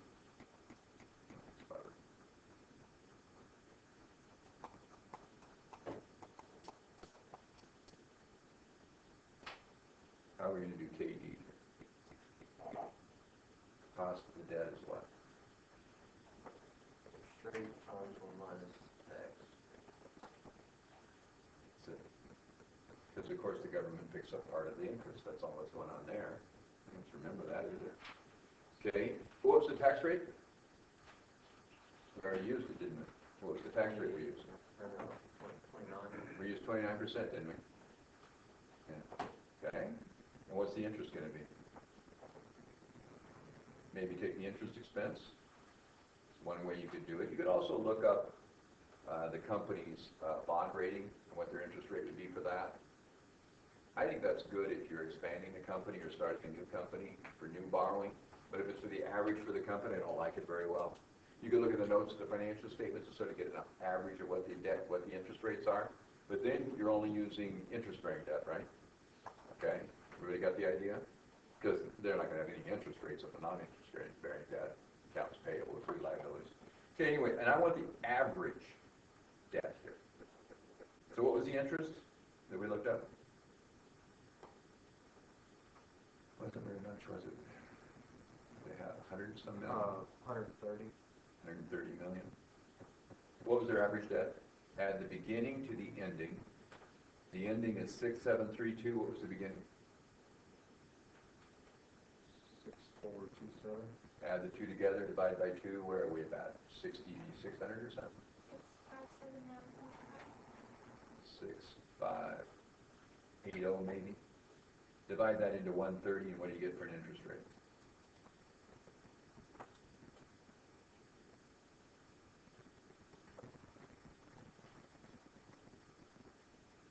1.97. 2.0%. Really? Oh, yeah, but remember what's going on. One, they have low interest rates, young rates. Two, how much of their debt is interest bearing? Not 6 million, you guys. They don't have 6 million of interest bearing debt, right? They don't have 6.6 million of interest bearing debt. How much was interest bearing? I mean, look at that income statement for that balance sheet. It's like half of it, like 3. A little less than half, wasn't it? So double that interest rate if it was half. Now it's 4%. Does that sound reasonable for young grads? Yes. Would you loan money to young grads? How low risk is it? Wow. There it is. There it is. So, got it? So, sure. People are loaning them real low. All right. So, yeah. So 2% on all the debt because of all the interest free. But that's before tax interest, right? So 2.0 times what? 0.71. So how much is that? 1.4 about? Is that what it is? 42. 1.42. I hereby decree 1.4 is good enough for me. Okay. So it's only 17.5% of their assets are financed with debt. It's only 1.4% that they have to earn on that. Because the government pays part of it for them, right? Everybody good? Okay. So now what do we need? CAPM, right guys? Okay. So KE is, we're going to use CAPM as a proxy for KE is basically what we're doing. So KE, cost of equity, equals CAPM, capital asset pricing model. What's that going to be? Risk-free plus theta, the company's risk factor, right? The proxy for their risk. Everything's a proxy.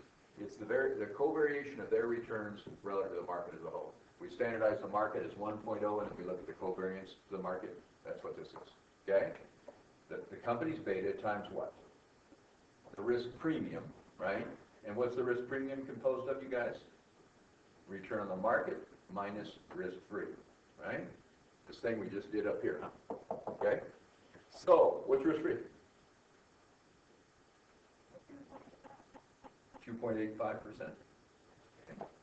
What's beta? It was 1.2, was it, for these guys? Okay, a little riskier than the market as a whole, okay, you think? Part of that is because they do so much international business.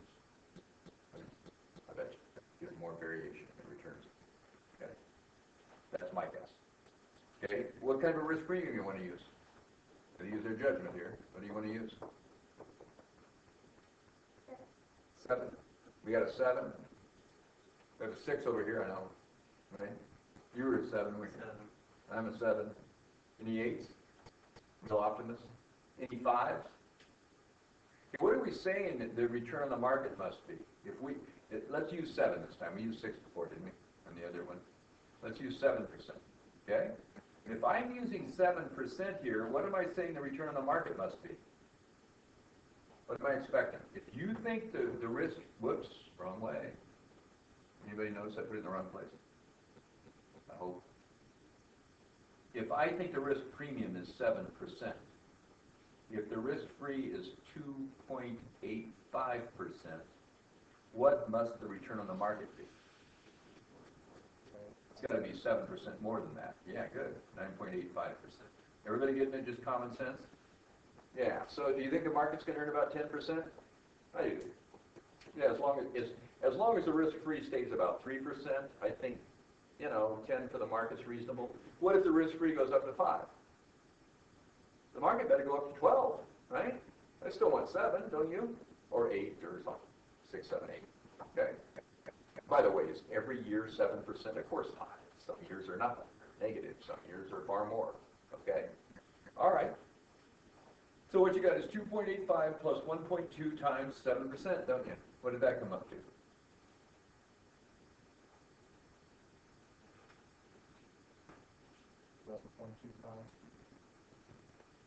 11.25%. Okay, does that sound reasonable for KE for them? Yeah, actually, after you do these a while, that's not too bad. Okay, so 11.3 or something. I don't think 11.25, 11.3%. So now what you do is get your weights, 7.175 times 1.4, and add that to 0.825 times 11.25 or 11.3. Got it? Because on the debt, we only have to earn 1.4%. On the equity, though, they want 11.3. Right? They're taking all the risk. Okay. So what does it come up to? How much? 9.5. So if you earn 9.5% on your assets, you will keep the debt holders and the government, I guess, for the taxes happy, right? The government won't like it. It'll reduce the taxes. And you will keep the equity holders happy. Got the idea? That's it. So if you know the 9.5, now what can you do? You got whack. Take the 9.5% and divide it into the 2,079 million, right? And you get the estimated market value of the assets. This is your independent estimate. No growth. This is no growth, right, guys? Okay, so let's do it. What's 9.5 into 2079.5?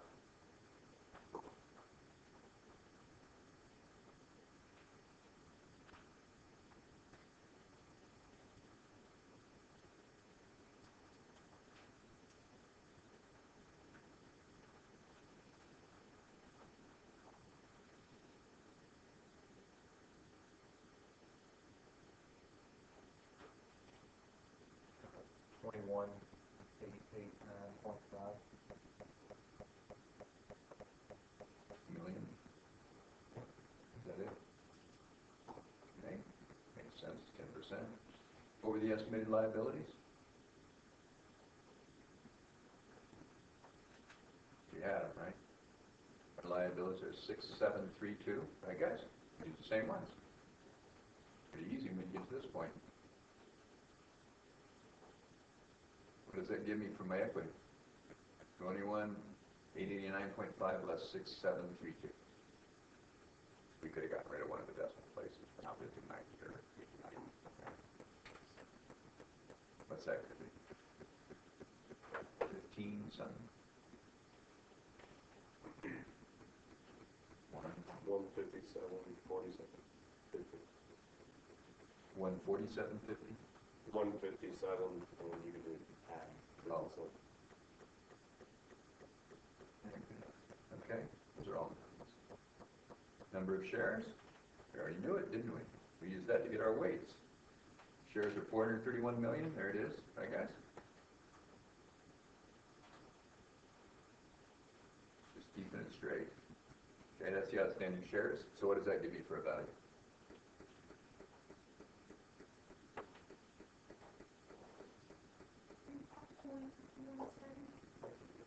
$35.17 a share.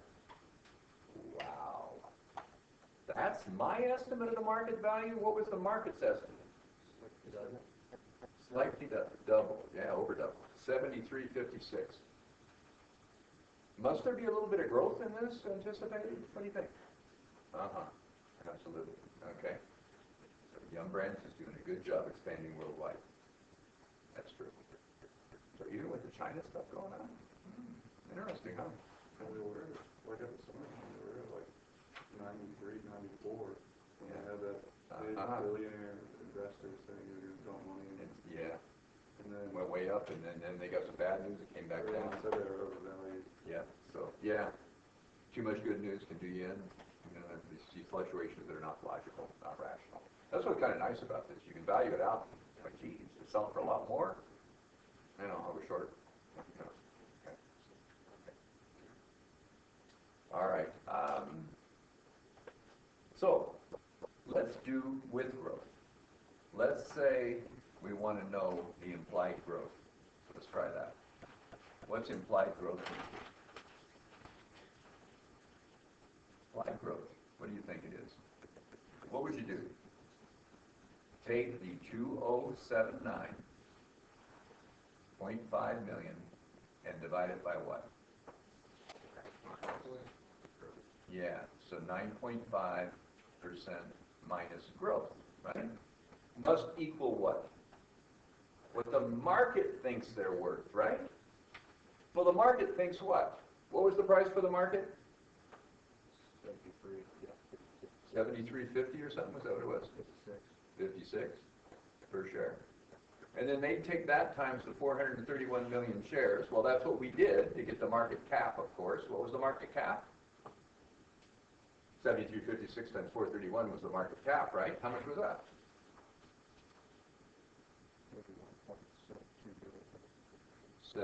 You give me all the numbers. You said it's 31,720. There it is. I'm just doing this, aren't I? And there's the 6,732, and there's the 38,454. Everybody see that? All I'm doing is, darn it. All I'm doing is picking those up, right? All I'm doing is just picking up the 431 times 756. There's the 756 down here, right? There's the 431. There's 31,720. I'm going to add the 6,732 to it and get 38,454. Well, I could have just gone to the 38,454 if I didn't want to waste time, I guess. 454. But the reason I'm doing it is so that I make sure you guys know what we're doing here, right? All we're going to do, what was it, 31,720? Okay. And then I'm going to add to that what? The 6,732 liability. And what does that give me, everybody? The 38,454 the market thinks the assets are. So I could have just gone straight to this one, which was, of course, what I do if I was working a problem, wouldn't you? But you could do it this way, right? What the market thinks the price is, times the shares, is what the market thinks the equity is. Then you add the debt to that, and you'll get what the market thinks the assets are. Yes? I'm sorry, where did you get the 38,454? 31,720 plus 6,3,732. These two added together are that. What I really did was exactly what we did to the weights down here. We knew the 73.56 is the market price, right? And we knew 431 was the number of shares. So the market cap is 31,720, right? Which we had anyway, okay? Then you add 6,732 ending liabilities to it, and you have what the market thinks the assets are worth, 38,434. So my point is, you could have just gone to the 48,434, 38,434 directly, couldn't you? Would have been fine, okay? But I want you to see where it came from. Does that make sense? Where we got it. So now we got it made, you guys. Some number, which is going to be 9.5% minus growth, divided into 2079.5 is 38,454. How do you determine what that number is? Well, just take 2079.5 and divide it by 38,454. What percent do you get? 5.4% about? Okay, so 9.5 minus growth is 5.4. Tell me what growth is. 4.1. Got it. That's it. Market thinks there's a lot of growth. That would be growth forever. They don't think it's, well, maybe. They got to do the whole world, don't they? Maybe they think they're going to, I think they're going to grow, they think they're going to grow faster in early years and then slower in later years probably, but still. Expected growth. And they have 4% growth a year. India? Africa? The Middle East? Chicken? Maybe not. Okay. Maybe a lot of Africa, but a lot of India, right? Where it's not against your religion to eat chickens. Probably pretty good, right? You know what's really funny? People like their chicken better than they like the chicken from their own countries. I do not understand. I went to Nicaragua, people would eat McDonald's hamburgers, Kentucky Fried Chicken. Real food here, and you're eating this stuff. Why? Oh, we never had it before. It's really different. It's good because it's full of fat, you guys. Your food's kind of healthy. Well, not really, but kind of. Oh, well. Anyway, what's the last piece we want to do? That's the implied growth. How about if I said, no. I think the growth is not going to be 4.1. It's only going to be 2. Value it with only a 2% growth rate. It's 2 instead, you guys. Value it. Go ahead and do it. It's a 2%. Value that. What changes? You're still going to have the same cash flows, but they're going to grow by 2%. Take the cash flows times 1.02. Take 9.5 minus the 2% growth rate, divide it in, and go.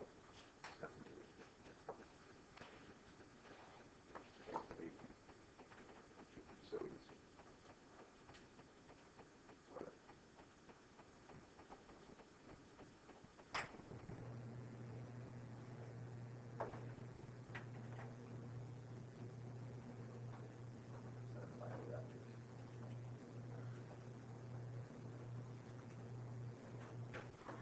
I hope they do this in this new building over there, you know, where the windows are all towards the sun, and those are going to be the classrooms. I told them to. You guys should do 460 A and B. Then they're going to put the chairs on stair steps, you know, like 104 is, and 102, 104, 105 over there. Getting move the table around. In here, you can set the seating configuration. You want the table around wheels. Are you having trouble seeing back there? You need to be raised up in a tier. 104. Yeah, I just don't get it. So I did suggest one thing, that we don't put the whiteboards behind them. Did you guys answer that survey they sent out? No? Way to go. Anybody answer it? Who answered the survey? Did you say you liked whiteboards or not? Yes. Yeah, good. Okay. You like having things on YouTube? I hope you said that, because they may not have that capacity in those rooms. They'll still be teaching over here, I guess. So I can do this. I kind of like it. I don't like listening to them. I never do. But, you know, but students use them a lot. I can tell how many hits I have, right? So some of them have a lot of hits. They're used for tests. So, yeah. What are we doing with the growth rate? Okay, what you want to do is you want to increase the first year. So let's just go ahead and do it. You give it a shot. Just go ahead and do it. I'll do a split page here, maybe. Let's do this. View. Yeah, so we can look at it better, maybe. Okay. And let's give us another one. Okay. All right. So what we have is this 2079. So our estimated cash flows, right, are 2079.5 million, and we're going to divide that by WACC minus growth. Okay. But what we're going to do with our cash flows is we're going to take them times 1 plus the growth rate, okay? And if it's negative, it's 1 minus, right, obviously, okay? So this is going to be 1 point, what did I say, 2%? 1.02. So this is going to be 2% growth rate. Okay? So I do that, and so I find out what it is after the first year. Does that make any sense?